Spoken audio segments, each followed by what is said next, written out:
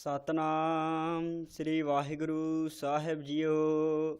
ਤਿਲੰਗ ਮਹੱਲਾ ਪਹਿਲਾ। ਆਨੜੀਏ ਮਾਨੜਾ ਕਾਏ ਕਰੇਹੇ, ਆਪਨੜੈ ਘਰ ਹਰ ਰੰਗੂ ਕੀ ਨਾ ਮਾਣੇਹੇ। ਆਨੜੀਏ ਮਾਨੜਾ ਕਾਏ ਕਰੇਹੇ। ਵਾਹਿਗੁਰੂ ਜੀ ਕਾ ਖਾਲਸਾ ਵਾਹਿਗੁਰੂ ਜੀ ਕੀ ਫਤਿਹ। ਦੀਨ ਦੁਨੀਆ ਦੇ ਵਾਲੀ ਪਤਿਤ ਪਾਵਨ ਭਗਤ ਵਸ਼ਲ ਕਿਰਪਾ ਦੇ ਖਜ਼ਾਨੇ ਵਾਲੀ ਕੁਲ ਆਲਮ ਮਾਲਕ ਸਰਬਰੇ ਕਾਇਨਾਤ ਦਸਾਂ ਹੀ ਪਾਤਸ਼ਾਹੀਆਂ ਦੇ ਆਤਮਿਕ ਸਰੂਪ ਧੰਨ ਧੰਨ ਸਾਹਿਬ ਸ੍ਰੀ ਗੁਰੂ ਗ੍ਰੰਥ ਸਾਹਿਬ ਜੀ ਮਹਾਰਾਜ ਤਿੰਨਾਂ ਦੀ ਪਾਵਨ ਹਜ਼ੂਰੀ 'ਚ ਸੱਜ ਬੈਠੀ ਗੁਰੂ ਰੂਪ ਗੁਰੂ ਖਾਲਸਾ ਸਾਧ ਸੰਗਤ ਜੀ। ਆਪ ਕਿਰਪਾਲੂ ਸਤਿਗੁਰੂ ਸਾਹਿਬ ਜੀ ਦੀ ਪਾਵਨ ਨਿੱਘੀ ਗੋਦ ਅੰਦਰ ਬੈਠ ਕਰਕੇ ਸਤਿਗੁਰੂ ਸਾਹਿਬ ਜੀ ਦੇ ਪਾਵਨ ਚਰਨ ਕਮਲਾਂ ਦੀ ਮੌਜ ਦਾ ਆਨੰਦ ਮਾਣ ਰਹੇ ਹੋ। ਮੇਰੇ ਗਰੀਬ ਨਿਵਾਸ ਸੱਚੇ ਪਾਤਸ਼ਾਹ ਮਹਾਰਾਜ ਧੰਨ ਸਤਿਗੁਰੂ ਸਾਹਿਬ ਸ੍ਰੀ ਗੁਰੂ ਗ੍ਰੰਥ ਸਾਹਿਬ ਮਹਾਰਾਜ ਜੀ ਦੀ ਪਾਵਨ ਗੁਰਬਾਣੀ ਦੀ ਲੜੀਵਾਰ ਕਥਾ ਪ੍ਰਾਰੰਭ ਹੈ। ਸੋ ਪਿਆਰਿਓ, ਇਹ ਜੋ ਉਪਦੇਸ਼ ਸਤਿਗੁਰੂ ਗੁਰੂ ਨਾਨਕ ਦੇਵ ਸੱਚੇ ਪਾਤਸ਼ਾਹ ਮਹਾਰਾਜ ਜੀ ਨੇ ਅੱਜ ਉਚਾਰਨ ਕੀਤਾ ਹੈ, ਮੇਰੇ ਕਿਰਪਾਲੂ ਸਤਿਗੁਰੂ ਸਾਹਿਬ ਦੇ ਪਾਸ ਜਿਹੜਾ ਪਿਛਲਾ ਸ਼ਬਦ ਆਇਆ ਸੀ ਉਹਦੀ ਵੀ ਭੂਮਿਕਾ ਇਹੋ ਹੀ ਹੈ। ਸਤਿਗੁਰੂ ਸਾਹਿਬ ਜੀ ਦੇ ਪਾਸ ਬੀਬੀਆਂ ਵਾਲੇ ਕੱਪੜੇ ਪਾ ਕਰਕੇ ਕੁਝ ਸੰਗੀ ਆਏ, ਬੇਨਤੀ ਕੀਤੀ ਮਹਾਰਾਜ ਪਰਮੇਸ਼ਰ ਦੇ ਗੁਣਾਂ ਦੀ ਬਾਤ ਦੱਸੋ। ਇਹ ਕਿਰਪਾਲੂ ਸਤਿਗੁਰੂ ਸਾਹਿਬ ਜੀ ਨੇ ਦੋ ਸ਼ਬਦ ਉਦੋਂ ਉਚਾਰਨਾ ਕੀਤੇ ਹਨ। ਪਿਆਰਿਓ, ਧੰਨ ਕਲਗੀਧਰ ਪਿਤਾ ਸਤਿਗੁਰੂ ਸਾਹਿਬ ਜੀ ਦੇ ਵਾਰਨੇ ਬਲਹਾਰਨੇ ਜਾਈਏ। ਮੇਰੇ ਕਿਰਪਾਲੂ ਜੀ ਦੀ ਦਿਆਲਤਾ ਸਦਕਾ ਸਤਿਗੁਰੂ ਸਾਹਿਬ ਜੀ ਨੇ ਰਹਿਮਤ ਕੀਤੀ, ਖੰਡੇ ਬਾਟੇ ਦੀ ਪੌਲ ਦੇ ਕਰਕੇ ਖਾਲਸਾ ਪੰਥ ਸਾਜ ਕਰਕੇ ਤੇ ਬਖਸ਼ਿਸ਼ ਕੀਤੀ ਹੈ। ਇਹਨਾਂ ਸ਼ਬਦਾਂ ਦੀ ਵਿਚਾਰ ਕਰਦਿਆਂ ਅਨੁਮਾਨ ਲਾਇਆ, ਮਹਾਂਪੁਰਖਾਂ ਨੇ ਕਿਰਪਾ ਕਰਕੇ ਸਮਝਾਇਆ ਕਥਾ ਵਿੱਚ ਵੀ ਕਿੰਨੇ ਸੰਸਾਰ ਦੇ ਜੀਵ ਇਹੋ ਜਿਹੇ ਹੋਣਗੇ, ਜੇ ਕਿਤੇ ਕਲਗੀਧਰ ਪਿਤਾ ਸਤਿਗੁਰੂ ਸਾਹਿਬ ਖੰਡੇ ਬਾਟੇ ਦੀ ਪੌਲ ਨਾ ਛਕਾਉਂਦੇ ਤੇ ਅਨੇਕਾਂ ਸਿੱਖਾਂ ਨੇ ਹੁਣ ਵੀ ਬੀਬੀਆਂ ਵਾਲੇ ਕੱਪੜੇ ਪਾ ਕੇ ਤੁਰੇ ਫਿਰਨਾ ਸੀ। ਵੱਖੋ ਵੱਖਰੇ ਭਰਮ ਤੇ ਭੁਲੇਖਿਆਂ 'ਚ ਪੈ ਕਰਕੇ ਜੀਵਨ ਤਬਾਹ ਹੋ ਰਹੇ ਹੋਣੇ ਸਨ। ਧੰਨ ਕਲਗੀਧਰ ਚੋਜੀ ਪ੍ਰੀਤਮ ਸਤਿਗੁਰੂ ਸਾਹਿਬ ਜਿਨ੍ਹਾਂ ਨੇ ਇਹ ਪਾਵਨ ਦਿਆਲਤਾ ਕਰਕੇ ਖਾਲਸਾ ਪੰਥ ਸਾਜਿਆ, ਆਪ ਸਾਜਨਾ ਕਰਕੇ ਰਹਿਮਤ ਕਰਕੇ ਗਿੱਦੜਾਂ ਤੋਂ ਸ਼ੇਰ ਬਣਾ ਕਰਕੇ ਤੇ ਸੰਸਾਰ 'ਚ ਜੀਵਨ ਜੋਗੇ ਕੀਤਾ। ਐਸੇ ਸਤਿਗੁਰੂ ਸਾਹਿਬ ਜੀ ਤੇ ਸਾਦਾ ਵਾਰਨੇ ਬਲਹਾਰਨੇ ਜਾਈਏ। ਆਓ ਜੋ ਪਰਮ ਕਿਰਪਾਲੂ ਸਤਿਗੁਰੂ ਸਾਹਿਬ ਇਹ ਬੀਬੀਆਂ ਦੇ ਵੱਤ ਹੋ ਕਰਕੇ ਫਿਰ ਰਹੇ ਮਨੁੱਖਾਂ ਮਰਦਾਂ ਨੂੰ ਜੋ ਉਪਦੇਸ਼ ਬਖਸ਼ ਰਹੇ ਹਨ, ਉਹ ਕਿਰਪਾਲੂ ਸਤਿਗੁਰੂ ਸਾਹਿਬ ਜਿਵੇਂ ਦਿਆਲਤਾ ਕਰਦੇ ਹਨ ਕਿ ਪਰਮੇਸ਼ਰ ਕਿਵੇਂ ਪ੍ਰਾਪਤ ਹੁੰਦਾ ਹੈ। ਆਓ ਮਨ ਚਿੱਤ ਬਿਰਤੀਆਂ ਨੂੰ ਇਕਾਗਰ ਕਰਕੇ ਸਰਵਣ ਕਰੀਏ ਜੀ। ਆਨੜੀਏ ਮਾਨੜਾ ਕਾਏ ਕਰੇਹੇ। ਸੋ ਕਿਰਪਾਲੂ ਸਤਿਗੁਰੂ ਸਾਹਿਬ ਕਹਿੰਦੇ ਇਹ ਆਣੀਏ ਅਗਿਆਤ ਬੇਸਮਝ ਜੀਵ ਰੂਪੀ ਇਸਤਰੀਏ ਮਾਨੜਾ ਮਾਣ ਹੰਕਾਰ ਕਾਹਦਾ ਕਰਦੀ ਹੈ, ਆਪਣੇ ਜਪ ਤਪ ਸਾਧਨਾ ਦਾ ਕਾਹਦਾ ਹੰਕਾਰ ਕਰਨਾ ਹੋਇਆ। ਆਪਨੜੈ ਘਰ ਹਰ ਰੰਗੂ ਕੀ ਨਾ ਮਾਣੇਹੇ। ਤੇ ਆਪਨੜਾ ਘਰ ਕੀ ਹੈ? ਹਿਰਦੇ ਰੂਪੀ ਘਰ ਵਿੱਚ ਹਰੀ ਪਰਮੇਸ਼ਰ ਵਾਹਿਗੁਰੂ ਦੇ ਪ੍ਰੇਮ ਰੰਗ ਨੂੰ ਕਿਉਂ ਨਹੀਂ ਮਾਣਦੀ? ਕਾਰਨ ਤੂੰ ਬਾਹਰ ਮੁਖੀ ਹੋ ਕਰਕੇ, ਬਾਹਰੋਂ ਵਿਖਾਵੇ ਬਣਾ ਕਰਕੇ, ਵੱਖੋ ਵੱਖਰੇ ਭੇਖ ਬਣਾ ਕਰਕੇ ਚਾਹੁੰਦੀ ਹੈ ਕਿ ਪਰਮੇਸ਼ਰ ਪ੍ਰਾਪਤ ਹੋ ਜਾਵੂ। ਪਰ ਕਿਰਪਾਲੂ ਸਤਿਗੁਰੂ ਸਾਹਿਬ ਕਹਿੰਦੇ ਹੇ ਜੀਵ ਰੂਪੀ ਇਸਤਰੀਏ, ਰੱਬ ਵਿਖਾਵਿਆਂ ਦਾ ਮੁਹਤਾਜ ਨਹੀਂ। ਬਾਹਰਲੇ ਭੇਖ ਤੇ ਵਿਖਾਵੇ ਸੰਸਾਰੀ ਲੋਕਾਂ ਨੂੰ ਚੰਗੇ ਲੱਗਦੇ ਨੇ, ਰੱਬ ਨੂੰ ਨਹੀਂ। ਬਾਹਰਲੇ ਭੇਖ ਤੇ ਵਿਖਾਵਿਆਂ ਨਾਲ ਸੰਸਾਰੀ ਲੋਕ ਪਰਚਦੇ ਹਨ, ਪਰਮੇਸ਼ਰ ਨਹੀਂ। ਇਸ ਕਰਕੇ ਆਪਣੇ ਬਾਹਰਲੇ ਵਿਖਾਵਿਆਂ ਦਾ ਹੰਕਾਰ ਕੀ ਕਰਦੀ ਹੈ? ਆਪਨੜੇ ਘਰ ਹਰ ਰੰਗੋ ਕੀ ਨਾ ਮਾਣੇਹੇ। ਆਪਣੇ ਘਰ ਹਿਰਦੇ ਰੂਪੀ ਘਰ ਵਿੱਚ ਹਰੀ ਪਰਮੇਸ਼ਰ ਵਾਹਿਗੁਰੂ ਦੇ ਰੰਗ ਨੂੰ ਕਿਉਂ ਨਹੀਂ ਮਾਣਦੀ ਤੂੰ? ਸਹੋ ਨੇੜੈ ਧੰਨ ਕਮਲੀਏ। ਹੇ ਕਮਲੀਏ, ਬਸ ਸਮਝ ਜੀਵ ਰੂਪੀ ਇਸਤਰੀਏ ਸਹੁ ਪਤੀ ਪਰਮੇਸ਼ਰ ਵਾਹਿਗੁਰੂ ਤੇਰਾ ਨੇੜੇ ਹੈ। ਉਹ ਅਕਾਲ ਪੁਰਖ ਵਾਹਿਗੁਰੂ ਨੇੜੇ ਤੋਂ ਨੇੜੇ ਹੈ। ਹੇ ਕਮਲ ਭਾਵ ਬੇਸਮਝ ਅਗਿਆਨ ਅਗਿਆਤ। ਬਾਹਰ ਕਿਆ ਢੂੰਡੇ ਬਾਹਰ ਜੰਗਲਾਂ ਦੇ ਵਿੱਚ ਅਰਥਾਤ ਬਾਹਰ ਮੜੀਆਂ ਤੇ ਮੱਟਾਂ ਤੇ ਕੀ ਢੂੰਡਦੀ ਫਿਰਦੀ ਹੈ। ਉਹ ਪਰਮੇਸ਼ਰ ਵਾਹਿਗੁਰੂ ਤੇਰੇ ਨੇੜੇ ਹੈ। ਜਿਵੇਂ ਭਗਤਾਂ ਨੂੰ ਪੁੱਛਿਆ ਮਹਾਰਾਜ ਰੱਬ ਨੇੜੇ ਆ ਤੇ ਦੂਰ। ਉਹਨਾਂ ਨੇ ਕਿਹਾ ਭਾਈ ਕੋਈ ਕਹੈ ਨਿਰਵਾ, ਕੋਈ ਕਹੈ ਦੂਰ, ਜਲ ਕੀ ਮਾਛਲੀ ਚਰੈ ਖਜੂਰ, ਕਾਹੇ ਰੇ ਬਕ ਬਾਦ ਲਾਇਓ, ਜਿਨ ਹਰ ਪਾਇਓ ਤਿਨਹਿ ਛਪਾਇਓ। ਕਹਿੰਦੇ ਸੱਜਣੋ ਝਗੜੇ ਕਾਹਦੇ ਕਰਦੇ ਜੇ, ਕਾਹਦੇ ਲਈ? ਗੱਲਾਂ ਬਾਤਾਂ ਦੇ ਝਗੜਿਆਂ 'ਚ ਪਏ ਹੋਏ ਜੇ, ਕਾਹਦੇ ਵਾਸਤੇ? ਕਹਿੰਦੇ ਰੱਬ ਨੂੰ ਭਾਵੇ ਤੇ ਜਲ ਦੀਆਂ ਮਛਲੀਆਂ ਖਜੂਰਾਂ ਖਾਂਦੀਆਂ ਫਿਰਨ, ਖਜੂਰਾਂ 'ਤੇ ਚੜ੍ਹ ਕੇ ਰੱਬ ਇਹੋ ਜਿਹਾ ਹੈ। ਪਰ ਜਿਨ੍ਹਾਂ ਨੂੰ ਪ੍ਰਾਪਤ ਹੋ ਗਿਆ ਹੋਇਆ ਹੈ ਅੰਦਰੋਂ, ਕਿਉਂ ਕਾਹਲ ਨਾ ਮਿਲਿਓ, ਸੇਵ ਨਾ ਮਿਲਿਓ ਆਏ ਅਚੰਤਾ। ਬਹੁਤੀ ਘਾਲਣਾ ਨਾਲ, ਬਹੁਤੇ ਸਾਧਨਾ ਨਾਲ ਰੱਬ ਪ੍ਰਾਪਤ ਨਹੀਂ ਹੁੰਦਾ। ਉਹ ਤੇ ਅਚਨਚੇਤ ਜਿਹਦੇ ਹਿਰਦੇ ਦੀ ਭਾਵਨਾ ਪੈ ਜਾਵੇ ਤੇ ਉਹਨੂੰ ਆਣ ਕਰਕੇ ਮਿਲ ਲੈਂਦਾ ਹੈ। ਇਸ ਕਰਕੇ ਕਿਰਪਾਲੂ ਸਤਿਗੁਰੂ ਸਾਹਿਬ ਕਹਿੰਦੇ ਸਾਹੋ ਨੇੜੇ ਧਨ ਕਮਲੀਏ, ਬਾਹਰ ਕਿਆ ਢੂੰਡੇ। ਉਹ ਪਤੀ ਪਰਮੇਸ਼ਰ ਵਾਹਿਗੁਰੂ ਤੇ ਤੇਰੇ ਨੇੜੇ ਹੈ, ਪਰ ਬਾਹਰ ਕੀ ਲੱਭਦੀ ਫਿਰਦੀ ਹੈ ਬਸਮਝੇ। ਭੈ ਕੀਆ ਦੇਹ ਸਲਾਈਆ ਨੈਣੀ। ਸੋ ਹੁਣ ਕੀ ਕਰਾਂ ਮਹਾਰਾਜ, ਉਹ ਕਿਹੜੇ ਸਾਧਨ ਕਰਾਂ, ਉਹ ਕਿਹੜੇ ਯਤਨ ਕਰਾਂ ਜਿਹਦੇ ਦੁਆਰਾ ਉਹ ਪਰਮੇਸ਼ਰ ਵਾਹਿਗੁਰੂ ਨੂੰ ਪ੍ਰਾਪਤ ਹੋ ਜਾਵੇ। ਤੇ ਮੇਰੇ ਕਿਰਪਾਲੂ ਸਤਿਗੁਰੂ ਸਾਹਿਬ ਕਹਿੰਦੇ ਆਪਣੇ ਨੇਤਰਾਂ ਦੇ ਵਿੱਚ ਭੈ ਡਰ ਦੀਆਂ ਸਲਾਈਆਂ ਦੇ। ਕਿਉਂ? ਇਹਨਾਂ ਨੇਤਰਾਂ ਨੂੰ ਇਹ ਡਰ ਪਾ ਪਿਆਰਿਆ, ਇਹਨਾਂ ਨਾਲ ਪਰਾਇਆ ਧਨ ਤੇ ਪਰਾਇਆ ਤਨ ਨਾ ਵੇਖਿਆ ਕਰ। ਕਿਤੇ ਗੁਰੂ ਕਿਰਪਾ ਕਰੇ ਸੰਸਾਰ ਦੀਆਂ ਬੀਬੀਆਂ ਆਪਣੇ ਪਤੀ ਨੂੰ ਮੋਹਣ ਵਾਸਤੇ ਅੱਖਾਂ 'ਚ ਸੁਰਮਾ ਪਾਉਂਦੀਆਂ ਨੇ। ਉਹਦਾ ਕਾਰਨ ਕਿ ਪਤੀ ਪਰਮੇਸ਼ਰ ਨੂੰ ਜਾਂ ਮੇਰੇ ਪਤੀ ਨੂੰ ਮੇਰਾ ਕੀਤਾ ਹੋਇਆ ਸ਼ਿੰਗਾਰ ਭਾ ਜਾਵੇ। ਤੇ ਕਿਰਪਾਲੂ ਸਤਿਗੁਰੂ ਸਾਹਿਬ ਕਹਿੰਦੇ ਭਾਈ ਇਹਨਾਂ ਦੋ ਨੇਤਰਾਂ ਦੇ ਵਿੱਚ ਸਲਾਈ ਲੈ ਕਰਕੇ ਡਰਦੀ ਤੇ ਭਾਈ ਦੇਣਾ ਕਰ। ਭਾਵ ਕਾ ਕਰ ਸ਼ਿੰਗਾਰੋ। ਤੇ ਸ਼ਿੰਗਾਰ ਕਾਦਾ ਕਰ? ਭਾਵ ਪ੍ਰੇਮ ਦਾ। ਭੈ ਕੀਆ ਦੇਹ ਸਲਾਈਆਂ ਨੈਣੀ, ਡਰ ਰੂਪੀ ਸੁਰਮਾ ਇਹਨਾਂ ਅੱਖਾਂ 'ਚ ਪਾ। ਇਹਨਾਂ ਨੂੰ ਡਰ ਲੱਗੇ ਵਕਾਰਾਂ ਨੂੰ ਕਰਨ ਲੱਗਿਆ। ਪਰਾਏ ਧਨ ਤੇ ਪਰਾਏ ਤਨ ਨੂੰ ਵੇਖ ਕਰਕੇ ਇਹ ਲਵਾਏ ਮਾਨ ਨਾ ਹੋਣ।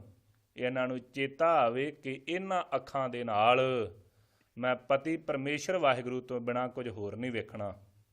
ਜਿਵੇਂ ਭਗਤ ਫਰੀਦ ਜੀ ਪਰਮ ਕਿਰਪਾਲੂ ਸਤਿਗੁਰੂ ਅਕਾਲ ਪੁਰਖ ਅੱਲਾਹ ਤਾਲਾ ਦੀ ਜਾਤ 'ਚ ਬੈਠੇ ਨੇ। ਅੱਲਾਹ ਤਾਲਾ ਦੀ ਜਾਤ 'ਚ ਸਰੀਰ ਸੁੱਕ ਗਿਆ ਹੈ, ਬਜ਼ੁਰਗ ਅਵਸਥਾ ਹੈ, ਬੜਾ ਵੱਡਾ ਜਪ ਤਪ ਕੀਤਾ। ਸੋ ਪਿਆਰਿਓ ਪੁੱਠੇ ਲਮਕੇ ਰਹੇ 12 ਸਾਲ ਖੂਹ ਦੇ ਵਿੱਚ। 12 ਸਾਲ ਜੰਗਲਾਂ 'ਚ ਜਾ ਕਰਕੇ ਪੱਤ ਖਾ ਕਰਕੇ ਗੁਜ਼ਾਰਾ ਕੀਤਾ। ਫਿਰ 12 ਸਾਲ ਡਿੱਗੇ ਹੋਏ ਪੱਤਿਆਂ ਨੂੰ ਖਾ ਕਰਕੇ ਗੁਜ਼ਾਰਾ ਕੀਤਾ। ਲੱਕੜ ਦੀ ਰੋਟੀ ਬਣਾ ਕਰਕੇ ਗਲ 'ਚ ਪਾਲੀ ਤੇ ਉਹਨੂੰ ਖਾ ਕਰਕੇ ਗੁਜ਼ਾਰਾ ਕੀਤਾ। ਬੜੀ ਲੰਮੀ ਭਗਤੀ ਕਰਨ ਤੋਂ ਬਾਅਦ 'ਚ ਪਰਮੇਸ਼ਰ ਦੇ ਦਰਸ਼ਨ ਨਹੀਂ ਹੋਏ, ਪਰ ਅੱਖਾਂ ਨੂੰ ਡਰ ਦੇ ਵਿੱਚ ਰੱਖਿਆ। ਇੱਕੋ ਹੀ ਆਸ ਰੱਖੀ ਕਿ ਪਰਮੇਸ਼ਰ ਦੇ ਦਰਸ਼ਨ ਹੋਣ।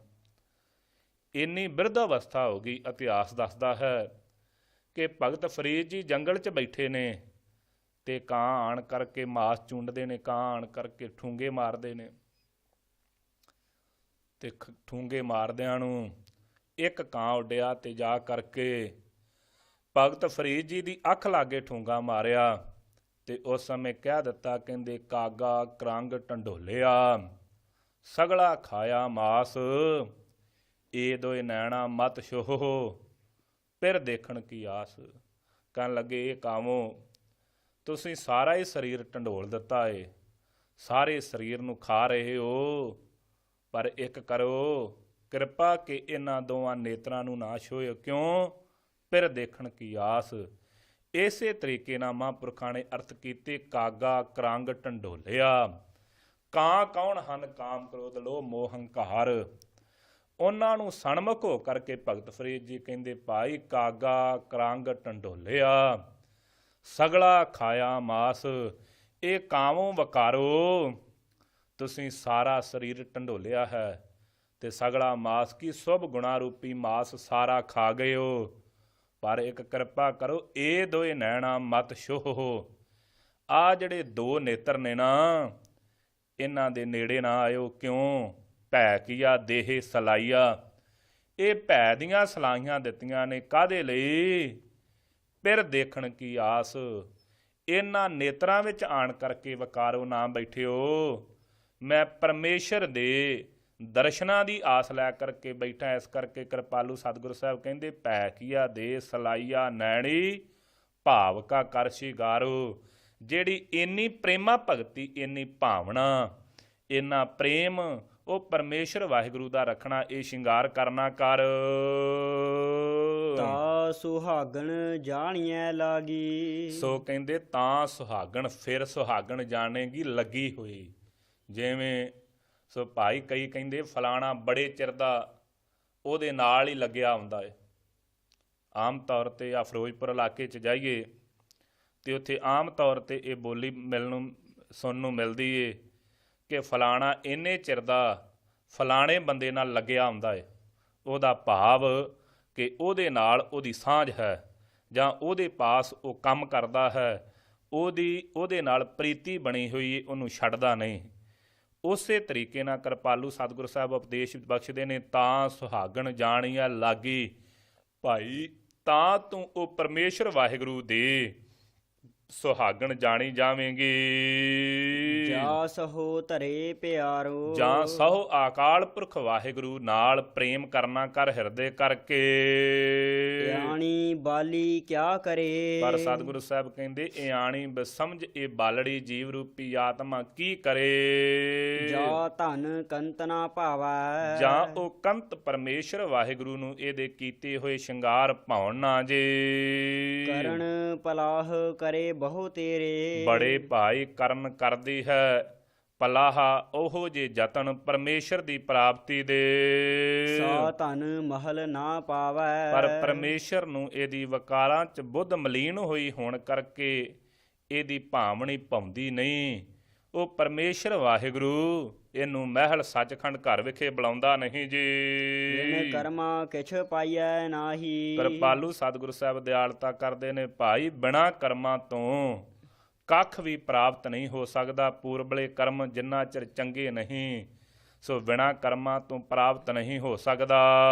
ਜੇ ਬਹੁ ਤੇਰਾ ਧਾਵੈ, ਜੇ ਬਹੁਤਾ ਵੀ ਯਤਨ ਕਰਨਾ ਕਰੇ, ਬਹੁਤੇ ਸੰਜਮ ਸਾਧਨਾ ਆਦਿਕ ਕਰਨਾ ਕਰੇ, ਸੋ ਯੋਗਾ ਅਭਿਆਸੀ ਹੋ ਕਰਕੇ ਜੰਗਲਾਂ 'ਚ ਜਾ ਕਰਕੇ, ਪਹਾੜਾਂ ਦੀਆਂ ਕੁੰਦਰਾਂ 'ਚ ਜਾ ਕਰਕੇ ਵੀ ਬੈਠ ਜਾਵੇ, ਜੰਗਲਾਂ 'ਚ ਵੀ ਭਾਉਂਦਾ ਫਿਰੇ, ਪਰ ਜੇ ਪਰਮੇਸ਼ਰ ਨੂੰ ਭਾਵਣੀ ਨਹੀਂ ਭਾਈ ਬਿਨਾਂ ਕਰਮਾਂ, ਚੰਗੇ ਕਰਮਾਂ ਤੋਂ ਪਰਮੇਸ਼ਰ ਦੀ ਪ੍ਰਾਪਤੀ ਨਹੀਂ ਹੋ ਸਕਦੀ। ਕਿਛ ਵੀ ਕੱਖ ਵੀ ਸਤਿਗੁਰੂ ਸਾਹਿਬ ਜੀ ਦੇ ਦਰਸ਼ਨਾਂ ਰੂਪੀ ਫਲ ਪ੍ਰਾਪਤ ਨਹੀਂ ਹੁੰਦਾ ਜੀ। ਲਬ ਲੋਭ ਅਹੰਕਾਰ ਕੀ ਮਾਤੀ, ਮਹਾਰਾਜ ਕਿਉਂ ਨਹੀਂ ਹੁੰਦਾ? ਕਹਿੰਦੇ ਲੱਭ ਤੇ ਹੰਕਾਰ ਵਿੱਚ ਇਹ ਜਿਹੜੀ ਬੁੱਧੀ ਮਤੀ ਭਾਵ ਲੱਗੀ ਹੋਈ ਹੈ। ਮਾਇਆ ਮਾਹੇ ਸਮਾਣੀ, ਤੇ ਮਾਇਆ ਦੇ ਵਿੱਚ ਸਮਾਣੀ ਸਮਸਤ ਹੋ ਰਹੀ ਹੈ। ਮਾਇਆ ਦੇ ਵਿੱਚ ਇਹ ਪਰਿਪੂਰਨ ਹੋ ਰਹੀ ਹੈ ਇਹ ਬੁੱਧ। ਇਨੀ ਬਾਤੀ ਸਹੋ ਪਾਈਐ ਨਾਹੀ, ਇਹਨਾਂ ਗੱਲਾਂ ਕਰਕੇ ਕਿ ਲੱਭ ਤੇ ਹੰਕਾਰ ਕਰਕੇ ਤੇ ਮਾਇਆ ਦੀ ਪ੍ਰਾਪਤੀ ਵਾਸਤੇ ਜਿਹੜੀ ਸਦਾ ਚਿਤਵਣੀ ਲੱਗੀ ਹੋਈ ਹੈ ਬੁੱਧੀ ਨੂੰ, ਨਾਮ ਜਪਦਾ ਹੈ ਪਰ ਯਤਨ ਕਰਦਾ ਹੈ ਮਾਇਆ ਪਦਾਰਥ ਮਿਲ ਜਾਣ। ਮੇਰੇ ਵਰਗੇ ਦੇ ਸਾਰੇ ਯਤਨ ਹੀ ਇਹੋ ਹਨ ਕਿ ਕਿਸੇ ਨਾ ਕਿਸੇ ਤਰੀਕੇ ਨਾਲ ਮਾਇਆ ਪ੍ਰਾਪਤ ਹੋ ਜਾਵੇ। ਇਸ ਕਰਕੇ ਸਤਿਗੁਰੂ ਸਾਹਿਬ ਕਹਿੰਦੇ, ਇੰਨੀ ਬਾਤੀ ਸਹੁ ਪਾਈਏ ਨਾਹੀਂ। ਇਹਨਾਂ ਗੱਲਾਂ ਕਰਕੇ ਭਾਈ ਸਹੁ ਪਰਮੇਸ਼ਰ ਵਾਹਿਗੁਰੂ ਦੀ ਪ੍ਰਾਪਤੀ ਨਹੀਂ ਹੁੰਦੀ। ਭਾਈ ਕਾਮਣ ਇਆਣੀ, ਭਾਈ ਕਾਮਣ ਇਹ ਜੀਵ ਰੂਪੀ ਇਸਤਰੀ ਇਆਣੀ ਬੇਸਮਝ ਹੋ ਰਹੀ ਹੈ। ਜਾਏ ਪੁੱਛੋ ਸੁਹਾਗਣੀ ਵਾਹੈ, ਸੋ ਕਿਰਪਾਲੂ ਸਤਿਗੁਰੂ ਸਾਹਿਬ ਜੀ ਆਪ ਕਿਰਪਾ ਕਰਕੇ ਦੱਸੋ ਕਿ ਸਾਨੂੰ ਪਰਮੇਸ਼ਰ ਦੀ ਕਿਵੇਂ ਪ੍ਰਾਪਤੀ ਹੋਵੇ। ਕਹਿੰਦੇ ਜਾਏ ਪੁੱਛੋ ਸੁਹਾਗਣੀ ਵਾਹੈ। ਕਹਿੰਦੇ ਜਾ ਕਰਕੇ ਜਿਹੜੀਆਂ ਸੁਹਾਗਣੀਆਂ ਜੀਵ ਰੂਪੀ ਇਸਤਰੀਆਂ ਹਨ, ਕਿਹੜੀਆਂ ਜੀ? ਸੁਹਾਗਣੀਆਂ ਕੌਣ? ਜਿਨ੍ਹਾਂ ਨੂੰ ਪਤੀ ਪਰਮੇਸ਼ਰ ਵਾਹਿਗੁਰੂ ਪ੍ਰਾਪਤ ਹੋ ਗਿਆ ਹੈ। ਕਿਹੜੇ? ਸੰਤ ਮਹਾਤਮਾ ਭਗਤ ਜਿਨ੍ਹਾਂ ਨੂੰ ਅਕਾਲ ਪੁਰਖ ਵਾਹਿਗੁਰੂ ਦੀ ਪ੍ਰਾਪਤੀ ਹੋ ਗਈ ਹੈ, ਕਹਿੰਦੇ ਭਾਈ ਉਹਨਾਂ ਨੂੰ ਜਾ ਕੇ ਪੁੱਛਣਾ ਕਰ। ਕਿਨੀ ਬਾਤੀ ਸੋ ਪਾਈਐ। ਕੀ ਪੁੱਛੀਏ? ਕਿਰਪਾਲੂ ਸਤਿਗੁਰੂ ਕਹਿੰਦੇ ਉਹਨਾਂ ਨੂੰ ਪੁੱਛ ਭਾਈ, ਉਹ ਕਿਹੜੀ ਬਾਤ ਹੈ, ਉਹ ਕਿਹੜੀ ਗੱਲ ਹੈ ਜਿਸ ਗੱਲ ਦੁਆਰਾ ਤੁਸੀਂ ਸਹੋਪਤੀ ਪਰਮੇਸ਼ਰ ਦੀ ਪ੍ਰਾਪਤੀ ਕਰ ਲਈ? ਉਹ ਕਿਹੜੇ ਗੁਣ ਹਨ ਜਿਨ੍ਹਾਂ ਗੁਣਾਂ ਕਰਕੇ ਉਹ ਪਤੀ ਪਰਮੇਸ਼ਰ ਵਾਹਿਗੁਰੂ ਤੁਹਾਡੇ ਵੱਸ ਆ ਗਿਆ ਹੈ? ਜੋ ਕਿਛ ਕਰੇ ਸੋ ਭਲਾ ਕਰ ਮਾਨੀਐ। ਤੇ ਉਹ ਅੱਗੋਂ ਜਵਾਬ ਦੇਣਗੀਆਂ, ਇਹ ਭੈਣੇ, ਇਹ ਭਾਈ, ਇਹ ਸਿੱਖਾ ਉਹ ਸੰਤ ਮਹਾਤਮਾ ਭਗਤ ਦੱਸਣਗੇ। ਇਹ ਜੀਵ ਰੂਪੀ ਇਸਤਰੀਏ ਜੇ ਪੁੱਛਦੀ ਹੈ ਕਿ ਸਾਡੇ ਤੇ ਪਤੀ ਖੁਸ਼ ਕਿਉਂ ਹੈ, ਕਹਿੰਦੇ ਜੋ ਕਿਛ ਕਰੇ ਸੋ ਭਲਾ ਕਰ ਮਾਨੀਏ। ਉਹ ਪਰਮੇਸ਼ਰ ਜੋ ਕਰੇ ਨਾ, ਉਹਦੀ ਰਜਾ ਨੂੰ ਭਲਾ ਕਰਕੇ ਮੰਨਿਆ ਕਰ। ਇਹ ਨਾ ਕਰਿਆ ਕਰ ਰੱਬਾ ਤੂੰ ਆ ਕੀ ਕੀਤਾ, ਤੂੰ ਆ ਕੀ ਕੀਤਾ। ਜਿਵੇਂ ਆਮ ਅਸੀਂ ਸੁਭਾਵਿਕ ਬੇਸਮਝ, ਜੇ ਕਿਤੇ ਕੋਈ ਜਵਾਨ ਮੌਤ ਹੋ ਜਾਵੇ ਤੇ ਆਪਾਂ ਕਹਿੰਦੇ ਰੱਬਾ ਆ ਬੜਾ ਲੋੜਾ ਮਾਰਿਆ ਈ, ਆ ਬੜਾ ਮਾੜਾ ਕੰਮ ਕੀਤਾ ਈ, ਇਵੇਂ ਨਹੀਂ ਸੀ ਤੈਨੂੰ ਕਰਨਾ ਚਾਹੀਦਾ। ਤੇ ਆਮ ਕਿਤੇ ਘਾਟਾ ਪੈ ਜਾਵੇ ਤੇ ਅਸੀਂ ਕਹਿੰਦੇ ਆ ਪਰਮੇਸ਼ਰ ਦਾ ਸਾਡੇ ਨਾਲ ਪਤਾ ਨਹੀਂ ਰੱਬ ਦਾ ਕੀ ਵੈਰ ਏ। ਤੇ ਕਿਰਪਾਲੂ ਸਤਿਗੁਰੂ ਸਾਹਿਬ ਕਹਿੰਦੇ ਜੇ ਪਰਮੇਸ਼ਰ ਨੂੰ ਪਾਉਣਾ ਚਾਹੁੰਦਾ ਹੈ, ਜੋ ਕਿਛ ਕਰੈ ਸੋ ਭਲਾ ਕਰ ਮਾਨੀਏ। ਜੋ ਉਹ ਕਰਦਾ ਹੈ ਉਹਦੇ ਕੀਤੇ ਹੋਏ ਨੂੰ ਭਲਾ ਕਰਕੇ ਜਾਣਨਾ ਕਰ, ਭਲਾ ਕਰਕੇ।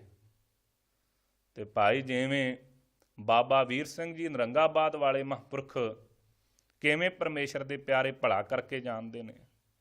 ਹੜ੍ਹ ਆ ਗਿਆ ਇਲਾਕੇ 'ਚ, ਸਿੱਖ ਸੰਗਤਾਂ ਨੇ ਬੇਨਤੀ ਕੀਤੀ ਜਾ ਕਰਕੇ, ਮਹਾਂਪੁਰਖੋ ਸਤਲੁਜ ਤੇ ਬਿਆਸ ਦਰਿਆ ਬੜਾ ਚੜ੍ਹਿਆ ਏ ਤੇ ਤੁਸੀਂ ਚੱਲ ਕਰਕੇ ਕੁਝ ਕਰੋ। ਲੋਕਾਂ ਦੇ ਸਮਾਨ ਰੋੜ ਕੇ ਲਈ ਜਾਂਦਾ ਏ। ਮਹਾਂਪੁਰਖ ਪਹੁੰਚੇ, ਜਿਹੜੇ ਸਮਾਨ ਕੱਢ ਕੇ ਸੁੱਕੇ ਥਾਂ ਤੇ ਰੱਖੇ ਸੀ ਚੁੱਕ ਕੇ ਦਰਿਆ 'ਚ ਸੁੱਟਣ ਲੱਗ ਪਏ। ਉਸ ਸਮੇਂ ਸਾਰੇ ਬੜੇ ਹੈਰਾਨ, ਕਹਿੰਦੇ ਮਹਾਤਮਾ ਜੀ ਇਹ ਕੀ ਕਰਦੇ ਜੇ? ਕਹਿੰਦੇ ਭਾਈ ਮੈਂ ਰੱਬ ਦੇ ਹੁਕਮ ਦੀ ਅਦੂਲੀ ਨਹੀਂ ਕਰ ਸਕਦਾ, ਮੈਂ ਤੇ ਮਦਦ ਕਰ ਸਕਦਾ। ਮੈਂ ਕੌਣ? ਜੇ ਰੱਬ ਰੋੜਨ ਤੇ ਆਇਆ ਤੇ ਮੈਂ ਕਿਵੇਂ ਰਖਾ ਦੇਵਾਂ? ਸਤਿਗੁਰੂ ਸਾਹਿਬ ਜੀ ਨੇ ਐਸੀ ਭਗਤੀ ਵੇਖ ਕਰਕੇ ਤੇ ਦਰਿਆ ਦਾ ਪਾਣੀ ਲੱਥ ਗਿਆ, ਲੋਕ ਬਚ ਗਏ। ਪਰ ਪਰਮੇਸ਼ਰ ਦੇ ਪਿਆਰੇ ਕੀ ਕਹਿੰਦੇ ਨੇ? ਜੋ ਕਿਛ ਕਰੇ ਸੋ ਭਲਾ ਕਰ ਮਾਨੀਏ। ਜੋ ਉਹ ਪਰਮੇਸ਼ਰ ਕਰਦਾ ਹੈ ਉਹਨੂੰ ਭਲਾ ਚੰਗਾ ਕਰਕੇ ਜਾਣਨਾ ਕਰ। ਹਿਕਮਤ ਹੁਕਮ ਚੁਕਾਈਐ। ਜਿਹੜਾ ਹੁਕਮ ਕਰਦਾ ਹੈ ਰੱਬਾ ਮੈਂ ਆਹ ਕੀਤਾ ਤੂੰ ਆਹ ਕਰ ਦਵੇਂ, ਜਿਹੜਾ ਹੰਕਾਰ ਦੇ ਵਸ ਹੋ ਕਰਕੇ ਇਹ ਹੁਕਮ ਕਰਦਾ ਏ, ਸੌਦੇਬਾਜ਼ੀ ਕਹਿੰਦੇ ਚੁੱਕ ਲੈਣਾ ਕਰ। ਸੌਦੇਬਾਜ਼ੀ ਪਰਮੇਸ਼ਰ ਨਾਲ ਨਾ ਕਰਿਆ ਕਰ ਭਾਈ। ਜਾ ਕੈ ਪ੍ਰੇਮ ਪਦਾਰਥ ਪਾਈਐ। ਜਿਹਦੇ ਪ੍ਰੇਮ ਵਿੱਚ ਲੱਗਣ ਕਰਕੇ ਪਦਾਰਥ ਕੀ ਧਰਮ ਅਰਥ ਕਾਮ ਮੋਖ ਪ੍ਰਾਪਤ ਹੋ ਜਾਂਦੇ ਨੇ। ਚਾਰੇ ਦੇ ਚਾਰੇ ਪਦਾਰਥ, ਚਾਰ ਪਦਾਰਥ ਜੇ ਕੋ ਮੰਗੈ ਸਾਧ ਜਣਾ ਕੀ ਸੇਵਾ ਲਾਗੈ। ਫਿਰ ਪਦਾਰਥ ਮੁਕਤ ਪਦਾਰਥ ਜੋ ਹੈ ਭਾਈ, ਜਿਹਦੀ ਸੇਵਾ 'ਚ ਜਿਹਦੇ ਪ੍ਰੇਮ 'ਚ ਲੱਗਣ ਕਰਕੇ ਮਿਲ ਜਾਂਦਾ ਹੈ।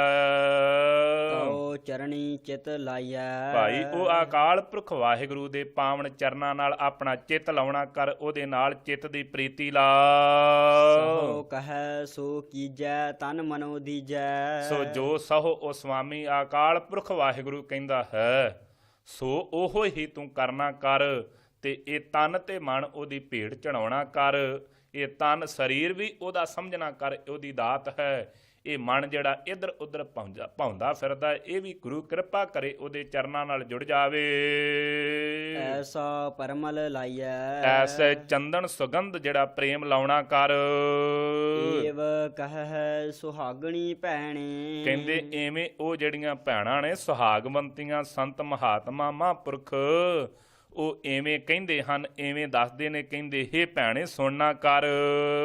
ਇਨੀ ਬਾਤੀ ਸਹੋ ਪਾਈਐ। ਆ ਜਿਹੜੀਆਂ ਗੱਲਾਂ ਤੈਨੂੰ ਦੱਸੀਆਂ ਨਾ ਪਿਛਲੀ ਪੌੜੀ ਦੇ ਵਿੱਚ, ਆ ਜਿਹੜਾ ਪਦ ਸੰਪੂਰਨ ਹੋਇਆ ਹੈ ਕਿ ਜੋ ਉਹ ਕਹਿੰਦਾ ਹੈ ਉਹਨੂੰ ਚੰਗਾ ਕਰਕੇ ਜਾਣ, ਉਹਦੇ ਤੇ ਹੁਕਮ ਨਾ ਕਰਿਆ ਕਰ, ਉਹਦੇ ਨਾਲ ਸੌਦੇਬਾਜ਼ੀ ਨਾ ਕਰ, ਉਹਦੇ ਚਰਨਾਂ ਨਾਲ ਚਿੱਤ ਲਾ ਤੇ ਸਹੁ ਕਹੈ ਸੋ ਕੀਜੈ। ਜੋ ਉਹ ਅਕਾਲ ਪੁਰਖ ਵਾਹਿਗੁਰੂ ਕਵੇ, ਕਿਉਂ ਗੁਰਬਾਣੀ ਦਾ ਫਰਮਾਨ ਹੈ, ਗੁਰ ਕਹਿਆ ਸਾਕਾਰ ਕਮਾਵੋ। ਜੋ ਗੁਰੂ ਕਾ ਹੁਕਮ ਹੈ, ਜਿਵੇਂ ਹੁਕਮ ਕੀ ਕੀਤਾ ਹੈ ਰਹਿਣੀ ਰਹਿ ਸੋਈ ਸਿੱਖ ਮੇਰਾ। ਉਹ ਸਾਹਿਬ ਮੈਂ ਉਸ ਕਾ ਚੇਰਾ ਜਬ ਇਹ ਗਹਿ ਵਿਪਰਨ ਕੀ ਰੀਤ ਮੈਂ ਨਾ ਕਰੂੰ ਇਨਕੀ ਪ੍ਰਤੀਤ। ਸੋ ਕਹਿ ਸੋ ਕੀਜੈ ਕੀ ਪੀਵਹ ਪਹੁਲ ਖੰਡ ਧਾਰ ਹੋਏ ਜਨਮ ਸਹੇਲਾ। ਸਹੁ ਕੀ ਕਹਿੰਦਾ ਹੈ ਪਤੀ ਮਾਲਕ ਕਲਗੀਧਰ ਪਿਤਾ ਸਤਿਗੁਰੂ ਸਾਹਿਬ ਕਹਿੰਦੇ ਨੇ ਭਾਈ ਸਭ ਸਿੱਖਣ ਕੋ ਹੁਕਮ ਹੈ ਗੁਰੂ ਮਾਨਿਓ ਗ੍ਰੰਥ। ਗੁਰੂ ਗ੍ਰੰਥ ਜੀ ਮਾਨਿਓ ਪ੍ਰਗਟ ਗੁਰਾਂ ਕੀ ਦੇਹ ਜੋ ਪ੍ਰਭ ਕੋ ਮਿਲਿਓ ਚਾਹੈ ਖੋਜ ਸ਼ਬਦ ਮੈਂ ਲੇਹ। ਸਜਣਾ ਜੋ ਰੱਬ ਕਹਿੰਦਾ ਏ ਜੋ ਮਾਲਕ ਕਹਿੰਦਾ ਉਹ ਕਰ। ਉਹ ਮਹਾਤਮਾ ਦੱਸਦੇ ਨੇ ਕਹਿੰਦੇ ਹੋਰ ਕੀ ਯਤਨ ਏਵ ਕਹੈ ਸੁਹਾਗਣੀ ਭੈਣੇ ਇੰਨੀ ਬਾਤੀ ਸਹੁ ਪਾਈਏ। ਆ ਜਿਹੜੀਆਂ ਗੱਲਾਂ ਨੇ ਇਹਨਾਂ ਗੱਲਾਂ ਦੁਆਰਾ ਉਹ ਪਤੀ ਪਰਮੇਸ਼ਰ ਦੀ ਪ੍ਰਾਪਤੀ ਹੋ ਜਾਂਦੀ ਹੈ। ਫਿਰ ਕਲਗੀਆਂ ਵਾਲਾ ਪ੍ਰੀਤਮ ਮਾਲਕ ਸਤਿਗੁਰੂ ਤੇਰੇ ਤੇ ਟੁੱਟ ਜਾਵੇਗਾ। ਆਪ ਗਵਾਈਐ ਤਾ ਸਹੁ ਪਾਈਐ। ਮਹਾਰਾਜ ਇਹ ਗੁਣ ਕਦੋਂ ਆਉਂਦੇ ਨੇ ਕਹਿੰਦੇ ਜਦੋਂ ਆਪਾ ਭਾਵ ਗਵਾਚ ਜਾਵੇ। ਜਿੰਨਾ ਚਿਰ ਆਪਾ ਅਭਾਵ ਹੈ ਨਾ ਜਿੰਨਾ ਚਿਰ ਮੈਂ ਵੱਡਾ ਹਾਂ ਮੇਰੀ ਬੁੱਧ ਵੱਡੇ ਮੇਰੇ ਸਾਧਨ ਵੱਡੇ ਜਿੰਨਾ ਚਿਰ ਇਹ ਨੇ ਉਹਨਾਂ ਚਿਰ ਭਾਈ ਪਤੀ ਪਰਮੇਸ਼ਰ ਨਹੀਂ ਮਿਲਦਾ। ਕਿਉਂ ਉਹਨਾਂ ਚਿਰ ਤੇਰੇ ਸਾਧਨਾ ਤੇ ਤੈਨੂੰ ਬਹੁਤਾ ਤੈਨੂੰ ਭਾਈ ਆਪਣੇ ਮਨ ਦੀ ਪ੍ਰਤੀਤੀ ਬਣੀ ਹੋਈ ਹੈ ਮੇਰਾ ਸਾਧਨ ਚੰਗਾ। ਜਿਵੇਂ ਭਗਤ ਫਰੀਦ ਜੀ ਖੂਹ 'ਚ ਪੁੱਠੇ ਲਮਕ ਕੇ ਭਗਤੀ ਕਰਦੇ ਸਨ। ਖੂਹ 'ਚ ਪੁੱਠੇ ਲਮਕ ਕਰਕੇ ਤੇ ਪੁੱਠੇ ਲਮਕਿਆਂ ਹੋਇਆਂ ਨੇ ਪੈਰ ਨੂੰ ਸੰਗਲ ਮਾਰਿਆ ਹੋਇਆ ਸੀ। ਇੱਕ ਕੋਈ ਭੇਡਾਂ ਚਾਰਨ ਵਾਲਾ ਲਾਗੇ ਆਇਆ ਉਹਨੇ ਵੇਖਿਆ ਕੋਈ ਪਰਮੇਸ਼ਰ ਦਾ ਪਿਆਰਾ ਭਗਤੀ ਕਰਦਾ ਖੂਹ 'ਚ ਪੁੱਠਾ ਲਮਕਿਆ। ਉਹਨੇ ਵਿਚਾਰ ਕੀਤੀ ਕਿ ਇਹਦੇ ਨਾਲ ਰੱਬ ਖੁਸ਼ ਹੋਵੇਗਾ। ਉਹਨੇ ਦੱਬ ਇਕੱਠੀ ਕੀਤੀ ਵੱਢੀ ਉੱਥੋਂ ਤੇ ਉਹਦਾ ਬੇੜ ਵੱਟਿਆ ਤੇ ਲੱਤ ਨੂੰ ਪਾਇਆ ਤੇ ਪੁੱਠਾ ਲਮਕ ਗਿਆ। ਪਰਮੇਸ਼ਰ ਵਾਹਿਗੁਰੂ ਨੇ ਵੇਖਿਆ ਕਿ ਇਹ ਭੋਲਾ ਹੈ। ਇਹਨੇ ਆਪਣੇ ਮਨ ਦੀ ਚਤਰਾਈ ਨਹੀਂ ਕੀਤੀ ਬਸ ਇੰਨਾ ਜਾਣਦਾ ਹੈ ਕਿ ਮੈਂ ਐਵੇਂ ਮਿਲਦਾ ਤੇ ਆਣ ਕਰਕੇ ਦਰਸ਼ਨ ਕੀਤੇ ਬਾਹਰ ਕੱਢਿਆ ਕਿ ਇਹ ਡਿੱਗ ਕੇ ਇਹਦੀ ਮੌਤ ਹੋ ਜਾਵੇਗੀ। ਭਗਤ ਫਰੀਦ ਜੀ ਨੂੰ ਉਹ ਭੇਡਾਂ ਵਾਲੇ ਦੇ ਕਹਿਣ ਤੇ ਦਰਸ਼ਨ ਦਿੱਤੇ ਤੇ ਭਗਤ ਫਰੀਦ ਜੀ ਨੇ ਪਰਮੇਸ਼ਰ ਨਾਲ ਗਲਾ ਕੀਤਾ ਮਹਾਰਾਜ ਮੈਨੂੰ 12 ਸਾਲ ਹੋ ਗਏ ਲਮਕਦੇ ਨੂੰ ਇਹ ਕੱਲ ਆਇਆ ਤੇ ਇਹਦੇ ਤੇ ਕਿਰਪਾ। ਸਤਿਗੁਰੂ ਸਾਹਿਬ ਜੀ ਨੇ ਅਕਾਲ ਪੁਰਖ ਵਾਹਿਗੁਰੂ ਨੇ ਬਚਨ ਕੀਤੇ ਭਗਤਾ ਤੈਨੂੰ ਆਪਣੇ ਸਾਧਨਾ ਤੇ ਯਕੀਨ ਹੈ ਤੈਨੂੰ ਰੱਬ ਤੇ ਯਕੀਨ ਨਹੀਂ ਕਿ ਉਹ ਬੌੜੇਗਾ ਜਾਂ ਨਾ ਬੌੜੇਗਾ। ਤੂੰ ਆਪਣੇ ਸਾਧਨਾ ਨੂੰ ਸਦੀਵੀ ਮੰਨੀ ਬੈਠਾ ਯਕੀਨ ਕਰਕੇ ਬੈਠਾ ਹੈ ਇਸ ਕਰਕੇ ਤੂੰ ਭਾਈ ਖਾਲੀ ਰਹਿ ਗਿਆ। ਇਸ ਕਰਕੇ ਸਤਿਗੁਰੂ ਸਾਹਿਬ ਕਹਿੰਦੇ ਆਪ ਗਵਾਈਏ ਜਿਹੜਾ ਆਪਾ ਭਾਵੇ ਆਪਣੇ ਯਤਨ ਛੱਡ ਦੇਣਾ ਕਰ। ਔਰ ਕੈਸੀ ਚਤੁਰਾਈ ਕਹਿੰਦੇ ਹੋਰ ਕਿਹੜੀ ਚਤਰਾਈ ਏ ਭਾਈ ਜਿੰਨਾ ਰੱਬ ਮਿਲ ਜਾਂਦਾ ਹੋਵੇ। ਰੱਬ ਚਤਰਾਈ ਨਾਲ ਨਹੀਂ ਭੋਲੇ ਭਾਏ ਮਿਲੇ ਰਗ ਰਾਇਆ। ਸੋ ਨਦਰ ਕਰ ਦੇਖੈ ਸੋ ਦਿਨ ਲੇਖੈ। ਸੋ ਭਾਈ ਨਾਲ ਹੋਰ ਦੱਸਦੇ ਨੇ ਮਿੱਤਰਾ ਜਿਸ ਦਿਨ ਉਹ ਪਤੀ ਅਕਾਲ ਪੁਰਖ ਵਾਹਿਗੁਰੂ ਆਪਣੀ ਕਿਰਪਾ ਦ੍ਰਿਸ਼ਟੀ ਕਰਕੇ ਤੈਨੂੰ ਤੱਕ ਲਵੇ ਜਿਸ ਦਿਨ ਉਹਦੇ ਤੂੰ ਨੇਤਰਾਂ ਵਿੱਚ ਆ ਗਿਆ ਪ੍ਰੇਮਾ ਰੂਪੀ ਪ੍ਰੇਮਾ ਭਗਤੀ ਕਰਕੇ ਜਿਸ ਦਿਨ ਉਹਦੀ ਗਿਣਤੀ 'ਚ ਆ ਗਿਆ ਉਹ ਦਿਨ ਤੇਰਾ ਲੇਖੇ ਵਿੱਚ ਹੈ। ਕਿਉਂ ਉਮਰ ਸਾਈ ਵਿੱਚ ਲੇਖੇ ਦੇ ਜਿਹੜੀ ਯਾਦ ਸਾਈਂ ਦੀ ਗੁਜਰੇ ਪੈਂਦੀ ਮੁਜਰੇ। ਕਾਮਣ ਨੌ ਨਿਧ ਪਾਈ ਜਿਹੜੀ ਕਾਮਣ ਜੀਵ ਰੂਪੀ ਇਸਤਰੀ ਹੈ ਇਹ ਭਾਈ 9 ਨਿਧੀਆਂ ਤੇ 18 ਸਿੱਧੀਆਂ ਇਹਨੂੰ ਪ੍ਰਾਪਤ ਹੋ ਜਾਣਗੀਆਂ। ਆਪਣੇ ਕੰਤ ਪਿਆਰੀ ਸਾ ਸੁਹਾਗਣ। ਕਿਰਪਾਲੂ ਸਤਿਗੁਰੂ ਸਾਹਿਬ ਕਹਿੰਦੇ ਜਿਹੜੇ ਆਪਣੇ ਕੰਤ ਪਤੀ ਪਰਮੇਸ਼ਰ ਵਾਹਿਗੁਰੂ ਨੂੰ ਪਿਆਰੀ ਹੈ ਉਹ ਹੀ ਸੁਹਾਗਣ ਸੰਤ ਭਗਤ ਤਤ ਬੇਤੇ ਗਿਣੀ ਜਾਂਦੀ ਹੈ ਜੀਵ ਰੂਪੀ ਇਸਤਰੀ। ਨਾਨਕ ਸਾ ਸਬਰਾਈ ਉਹ ਹੀ ਸੋਭਾਵੰਤੀ ਹੈ ਸੰਸਾਰ ਵਿੱਚ ਜੀ। ਐਸੇ ਰੰਗ ਰਾਤੀ ਸਹਜ ਕੀ ਮਾਤੀ। ਸੋ ਐਸੇ ਜਿਹੜੇ ਪਰਮੇਸ਼ਰ ਵਾਹਿਗੁਰੂ ਦੇ ਰੰਗ ਵਿੱਚ ਰਾਤੀ ਰੱਤੀ ਹੋਈ ਹੈ ਲੱਗੀ ਹੋਈ ਹੈ ਸਹਿਜ ਸੁਤੇ ਹੀ ਜਿਹਦੀ ਜਿਹੜੀ ਮਾਤੀ ਬੁੱਧੀ ਤੇ ਜਾਂ ਮਾਤੀ ਲੱਗੀ ਹੈ ਜੀ ਪਰਮੇਸ਼ਰ ਵਾਹਿਗੁਰੂ ਦੇ ਪ੍ਰੇਮ ਵਿੱਚ। ਅਹਨਸ ਭਾਏ ਸਮਾਣੀ ਤੇ ਅਹਨਸ ਦਿਨ ਤੇ ਰਾਤ ਕਰਕੇ ਪਰਮੇਸ਼ਰ ਵਾਹਿਗੁਰੂ ਦੀ ਭਾਏ ਭਾਵਨੀ ਵਿੱਚ ਸਮਾਈ ਹੋਈ ਹੈ ਜੀ। ਸੁੰਦਰ ਸਾਏ ਸਰੂਪ ਵਿਚਖਣ।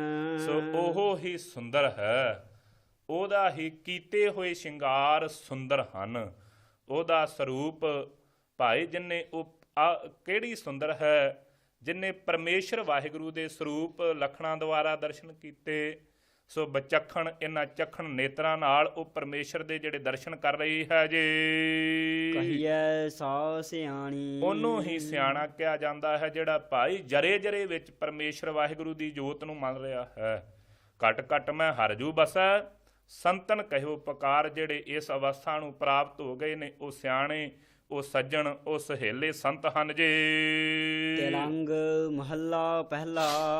ਜੈਸੀ ਮੈਂ ਆਵੈ ਖਸਮ ਕੀ ਬਾਣੀ। ਸੋ ਪਰਮ ਕਿਰਪਾਲੂ ਸਤਿਗੁਰੂ ਧੰਨ ਸਾਹਿਬ ਸ੍ਰੀ ਗੁਰੂ ਨਾਨਕ ਦੇਵ ਸੱਚੇ ਪਾਤਸ਼ਾਹ ਜੀ ਮਹਾਰਾਜ, ਦੀਨ ਦੁਨੀਆ ਦੇ ਵਾਲੀ ਮੇਰੇ ਕਿਰਪਾਲੂ ਸਤਿਗੁਰੂ ਸਾਹਿਬ, ਸੋ ਭਾਈ ਏਮਣਾਬਾਦ ਦੀ ਧਰਤੀ ਤੇ ਗਏ।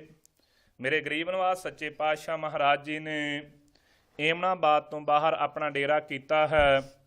ਕਿਰਪਾਲੂ ਸਤਿਗੁਰੂ ਸਾਹਿਬ ਜੀ ਦੇ ਪਾਸ ਕੋਈ ਸੰਤ ਭਗਤ ਮਹਾਤਮਾ ਸਤਿਗੁਰੂ ਸਾਹਿਬ ਜੀ ਨੂੰ ਆਇਆ ਜਾਣ ਕਰਕੇ ਇਕੱਤਰ ਹੋਏ। ਗਰੀਬ ਨਿਵਾਸ ਸੱਚੇ ਪਾਤਸ਼ਾਹ ਮਹਾਰਾਜ ਜੀ ਦੇ ਪਾਸ ਬੇਨਤੀ ਕੀਤੀ। ਬਹੁਤੇ ਸਮੇਂ ਦੇ ਇਹ ਭੁੱਖੇ ਸਨ ਕਿਰਪਾਲੂ ਸਤਿਗੁਰੂ ਸਾਹਿਬ ਕੁਝ ਖਾਣ ਲਈ। ਗਰੀਬ ਨਿਵਾਸ ਸੱਚੇ ਪਾਤਸ਼ਾਹ ਮਹਾਰਾਜ ਜੀ ਨੇ ਆਖਿਆ ਵੀ ਆ ਨੇੜੇ ਏਮਣਾਬਾਦ ਨਗਰ ਹੈ, ਇੱਥੋਂ ਜਾ ਕਰਕੇ ਤੁਸੀਂ ਕਿਸੇ ਪਾਸੋਂ ਲੈ ਕਰਕੇ ਛਕ ਲਵੋ। ਨਾਲ ਬਾਬਾ ਮਰਦਾਨਾ ਜੀ ਨੂੰ ਭੇਜਿਆ। ਗੁਰ ਪ੍ਰਤਾਪ ਸੂਰਜ ਗ੍ਰੰਥ ਮੁਤਾਬਕ, ਨਾਨਕ ਪ੍ਰਕਾਸ਼ ਮੁਤਾਬਕ ਇਸ ਏਮਣਾਬਾਦ ਨਗਰ ਵਿੱਚ ਜਿਸ ਸਮੇਂ ਕਿਰਪਾਲੂ ਸਤਿਗੁਰੂ ਸਾਹਿਬ ਮਹਾਰਾਜ ਪਹੁੰਚੇ ਹਨ, ਭਾਈ ਨਗਰ ਵਿੱਚ ਕਈਆਂ ਘਰਾਂ ਦੇ ਵਿੱਚ ਉਸ ਦਿਨ ਵਿਆਹ ਹੋਇਆ ਸੀ। ਇੱਥੇ ਰਹਿਣ ਵਾਲੇ ਪਠਾਨ ਬਹੁਤੇ ਹੰਕਾਰ ਦੇ ਮਾਰੇ ਹੋਏ ਸਨ। ਇਹਨਾਂ ਦੇ ਜਿਹੜੇ ਪੀਰ ਸਨ ਉਹਨਾਂ ਨੇ ਕਿਹਾ ਸੀ ਕਿ ਜੇ ਕੋਈ ਤੁਹਾਡੇ ਤੇ ਚੜ੍ਹਾਈ ਕਰਕੇ ਆਵੇਗਾ, ਅਸੀਂ ਐਸੇ ਮੰਤਰ ਤੇ ਤੰਤਰ ਪੜਾਂਗੇ ਉਹ ਅੰਨਾ ਹੋ ਜਾਵੇਗਾ। ਕੋਈ ਵੀ ਡਰਦਾ ਇਹਨਾਂ ਤੇ ਹਮਲਾ ਨਹੀਂ ਸੀ ਕਰਦਾ, ਐਸੀ ਧਾਰਨਾ ਸੀ ਏਮਣਾਬਾਦ ਬਾਬਤ। ਪਰ ਇਸੇ ਹੰਕਾਰ ਦੇ ਵਿੱਚ ਬਹੁਤੇ ਵਕਾਰਾਂ ਨੇ ਜਨਮ ਦਿੱਤਾ। ਬਹੁਤੇ ਵਕਾਰੀ ਹੋ ਕਰਕੇ, ਹੰਕਾਰੀ ਹੋ ਕਰਕੇ ਇਹ ਫਿਰ ਰਹੇ ਸਨ। ਬਹੁਤੇ ਘਰਾਂ 'ਚ ਵਿਆਹ ਹੋਣੇ ਕਰਕੇ ਇਹ ਸ਼ਰਾਬ ਦੇ ਨਸ਼ੇ ਵਿੱਚ ਰੱਜੇ ਹੋਏ ਤੇ ਭੌਂਦੇ ਫਿਰਦੇ ਸਨ। ਉੱਧਰੋਂ ਬਾਬਾ ਮਰਦਾਨਾ ਜੀ ਸਮੇਤ ਉਹਨਾਂ ਮਹਾਤਮਾ ਦੇ ਇਸ ਨਗਰ ਵਿੱਚ ਪਹੁੰਚੇ। ਵੱਖੋ ਵੱਖਰੇ ਘਰਾਂ ਤੋਂ ਜਾ ਕਰਕੇ ਪ੍ਰਸ਼ਾਦਾ ਮੰਗਿਆ, ਕਿਸੇ ਨੇ ਦਿੱਤਾ ਨਹੀਂ। ਜਿਹੜੇ ਘਰਾਂ ਦੇ ਵਿੱਚ ਵਿਆਹ ਸਾਂ ਉਸ ਸਮੇਂ ਬਾਬਾ ਮਰਦਾਨਾ ਜੀ ਸਮੇਤ ਇਹ ਮਹਾਤਮਾ ਪਹੁੰਚੇ। ਮੇਰੇ ਕਿਰਪਾਲੂ ਸਤਿਗੁਰੂ ਸਾਹਿਬ ਜੀ ਦੇ ਅਨੰਨ ਸੇਵਕ ਬਾਬਾ ਮਰਦਾਨਾ ਜੀ ਨੂੰ ਇਹਨਾਂ ਨੇ ਧੱਕਾ ਮਾਰਿਆ। ਬਾਬਾ ਮਰਦਾਨਾ ਜੀ ਦੇ ਸੱਟ ਲੱਗੀ ਚਿਹਰੇ ਤੇ, ਪਰ ਕੁਝ ਵੀ ਬਾਬਾ ਮਰਦਾਨਾ ਜੀ ਨੇ ਇਹਨਾਂ ਨੂੰ ਕਿਹਾ ਨਹੀਂ। ਮੁੜ ਕੇ ਭੁੱਖੇ ਹੀ ਕਿਰਪਾਲੂ ਸਤਿਗੁਰੂ ਗੁਰੂ ਨਾਨਕ ਦੇਵ ਸੱਚੇ ਪਾਤਸ਼ਾਹ ਮਹਾਰਾਜ ਜੀ ਦੇ ਪਾਸ ਆਏ। ਮੇਰੇ ਗਰੀਬ ਨਿਵਾਸ ਸੱਚੇ ਪਾਤਸ਼ਾਹ ਮਹਾਰਾਜ ਜੀ ਨੇ ਉਸ ਸਮੇਂ ਇਹਨਾਂ ਭਗਤਾਂ ਨੂੰ ਪੁੱਛਿਆ। ਬਾਬਾ ਮਰਦਾਨਾ ਜੀ ਨੇ ਕੁਝ ਵੀ ਕਿਰਪਾਲੂ ਸਤਿਗੁਰੂ ਸਾਹਿਬ ਜੀ ਨੂੰ ਆਣ ਕੇ ਨਹੀਂ ਦੱਸਿਆ। ਗਰੀਬ ਨਿਵਾਸ ਸੱਚੇ ਪਾਤਸ਼ਾਹ ਮਹਾਰਾਜ ਜੀ ਨੇ ਉਹਨਾਂ ਨੂੰ ਪੁੱਛਿਆ। ਸਭ ਕੁਝ ਜਾਣਨ ਵਾਲੇ ਸਤਿਗੁਰੂ ਸਾਹਿਬ ਆਪ ਦਿਆਲਤਾ ਦੇ ਖਜ਼ਾਨੇ ਹਨ। ਹਰ ਜੀਵ ਦੀ ਦਸ਼ਾ ਨੂੰ ਆਪ ਜਾਣਦੇ ਹਨ ਕਿ ਆਪਣੇ ਨਾਲਦਿਆਂ ਦੀ ਨਹੀਂ ਜਾਣਦੇ ਹੋਣਗੇ। ਪਰ ਫਿਰ ਵੀ ਕਿਰਪਾਲੂ ਸਤਿਗੁਰੂ ਸਾਹਿਬ ਜੀ ਨੇ ਇਹਨਾਂ ਦੇ ਪਾਸੋਂ ਪੁੱਛਿਆ ਹੈ। ਉਸ ਸਮੇਂ ਕਹਿਣ ਲੱਗੇ, ਭਾਈ ਪ੍ਰਸ਼ਾਦਾ ਛਕ ਲਿਆ? ਇਹਨਾਂ ਨੇ ਹੱਥ ਜੋੜੇ। ਮਹਾਤਮਾ ਨੇ ਕਹਿੰਦੇ ਜੀ ਪ੍ਰਸ਼ਾਦਾ ਤੇ ਕੀ ਛਕਣਾ ਸੀ। ਬਹੁਤੇ ਹੰਕਾਰੀ ਲੋਕ ਸ਼ਰਾਬ ਦੇ ਨਸ਼ੇ ਦੇ ਵਿੱਚ ਲੱਗੇ ਹੋਏ। ਕਿਰਪਾਲੂ ਸਤਿਗੁਰੂ ਸਾਹਿਬ ਜੀ ਕਿਸੇ ਦੇ ਉੱਤੇ ਵੀ ਦਇਆ ਨਹੀਂ ਕਰਨ ਵਾਲੇ। ਬਹੁਤੇ ਹੰਕਾਰੀਆਂ ਨੇ ਸਾਨੂੰ ਪ੍ਰਸ਼ਾਦਾ ਤੇ ਕੀ ਦੇਣਾ ਸੀ। ਆ ਤੁਹਾਡੇ ਸੇਵਕ ਬਾਬਾ ਮਰਦਾਨਾ ਜੀ ਨੂੰ ਧੱਕੇ ਮਾਰੇ, ਇਹਨਾਂ ਦੇ ਸੱਟ ਵੀ ਲੱਗੀ ਹੈ। ਧੰਨ ਕਿਰਪਾਲੂ ਸਤਿਗੁਰੂ ਗੁਰੂ ਨਾਨਕ ਦੇਵ ਸੱਚੇ ਪਾਤਸ਼ਾਹ ਮਹਾਰਾਜ ਜੀ ਨੇ ਉਸ ਸਮੇਂ ਬਾਬਾ ਮਰਦਾਨਾ ਜੀ ਦੀ ਹਾਲਤ ਨੂੰ ਵੇਖ ਕਰਕੇ, ਇਹਨਾਂ ਦੇ ਮੁਗਲਾਂ ਦੇ ਪਾਪ ਨੂੰ ਵੇਖ ਕਰਕੇ ਸਤਿਗੁਰੂ ਸਾਹਿਬ ਜੀ ਨੇ ਬਚਨ ਕੀਤੇ, ਭਾਈ ਮਰਦਾਨਿਆਂ ਕੁਝ ਸਮੇਂ ਦੇ ਵਿੱਚ ਹੀ ਇਹਨਾਂ ਦਾ ਸੋ ਤਹਿਸ ਨਹਿਸ ਹੋ ਜਾਵੇਗਾ। ਇਹ ਏਮਣਾਬਾਦ ਇੱਥੇ ਕੁਝ ਨਹੀਂ ਰਹੇਗਾ। ਸੋ ਉਹਨੇ ਚਿਰ ਨੂੰ ਭਾਈ ਲਾਲੋ ਜੀ ਵੀ ਆ ਗਏ। ਉਹ ਛੋਲੇ ਭੁੱਜੇ ਹੋਏ ਸਨ ਭਾਈ ਲਾਲੋ ਜੀ ਦੇ ਪਾਸ। ਉਹਨੇ ਲਿਆ ਕਰਕੇ ਸਤਿਗੁਰੂ ਗੁਰੂ ਨਾਨਕ ਦੇਵ ਸੱਚੇ ਪਾਤਸ਼ਾਹ ਮਹਾਰਾਜ ਜੀ ਦੀ ਭੇਟਾ ਕੀਤੇ। ਭਾਈ ਲਾਲੋ ਜੀ ਵੀ ਏਮਣਾਬਾਦ ਦੇ ਰਹਿਣ ਵਾਲੇ ਸਨ। ਉਸ ਸਮੇਂ ਕਿਰਪਾਲੂ ਸਤਿਗੁਰੂ ਸਾਹਿਬ ਜੀ ਦੇ ਅੱਗੇ ਭੇਟਾ ਕਰਕੇ ਸਤਿਗੁਰੂ ਸਾਹਿਬ ਜੀ ਦੇ ਗੁਣਾਂ ਨੂੰ ਗਾਇਆ ਭਾਈ ਲਾਲੋ ਜੀ ਨੇ। ਸਤਿਗੁਰੂ ਸਾਹਿਬ ਜੀ ਨੇ ਉਸ ਸਮੇਂ ਐਸੇ ਬਚਨ ਭਾਈ ਲਾਲੋ ਜੀ ਦੇ ਤਾਈਂ ਵੀ ਕੀਤੇ। ਇੱਕ ਸੋ ਭਾਈ ਸ਼ਾਹੂਕਾਰ ਸੀ ਇੱਥੇ ਰਹਿਣ ਵਾਲਾ। ਉਹਨੇ ਸਤਿਗੁਰੂ ਗੁਰੂ ਨਾਨਕ ਦੇਵ ਸੱਚੇ ਪਾਤਸ਼ਾਹ ਮਹਾਰਾਜ ਜੀ ਦੇ ਬਚਨ ਸੁਣੇ। ਉਹਦੇ ਘਰ ਵਿੱਚ ਮਠਿਆਈਆਂ ਆਦਿ ਪਦਾਰਥ ਪਏ ਸਨ, ਲੈ ਕਰਕੇ ਆਇਆ, ਭੇਟਾ ਕੀਤੇ। ਬੇਨਤੀ ਕੀਤੀ, ਮਹਾਰਾਜ ਇਹ ਮਹਾਤਮਾ ਜੀ, ਸੰਤ ਫਕੀਰ ਜੀ, ਤੁਸੀਂ ਸਾਡੇ ਨਗਰ ਨੂੰ ਸਰਾਫ ਨਾ ਦੇਵੋ, ਕਿਰਪਾਲਤਾ ਕਰੋ, ਰਹਿਮਤ ਕਰੋ, ਸਾਡੇ ਨਗਰ ਨੂੰ ਤੁਸੀਂ ਬਚਾ ਲੈਣਾ ਕਰੋ। ਉਸ ਸਮੇਂ ਕਿਰਪਾਲੂ ਸਤਿਗੁਰੂ ਗੁਰੂ ਨਾਨਕ ਦੇਵ ਸੱਚੇ ਪਾਤਸ਼ਾਹ ਮਹਾਰਾਜ ਜੀ ਨੇ ਆਖਿਆ, ਭਾਈ ਅਸੀਂ ਕਿਸੇ ਨੂੰ ਸਰਾਫ ਨਹੀਂ ਦਿੰਦੇ, ਅਸੀਂ ਆਓ ਤੁਹਾਨੂੰ ਦੱਸਦੇ ਹਾਂ ਕਿ ਜਿਸ ਤਰੀਕੇ ਦੇ ਨਾਲ ਸਾਨੂੰ ਖਸਮ ਮਾਲਕ ਦੀ ਬਾਣੀ ਆ ਰਹੀ ਹੈ ਉਹੋ ਹੀ ਤੁਹਾਨੂੰ ਦੱਸਾਂਗੇ।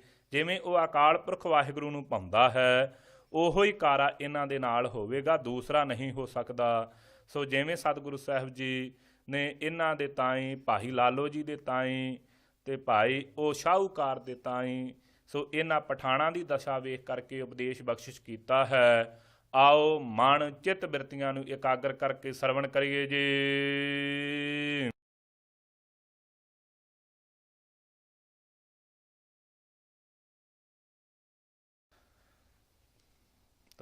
ਤਿਲੰਗ ਮਹੱਲਾ ਪਹਿਲਾ।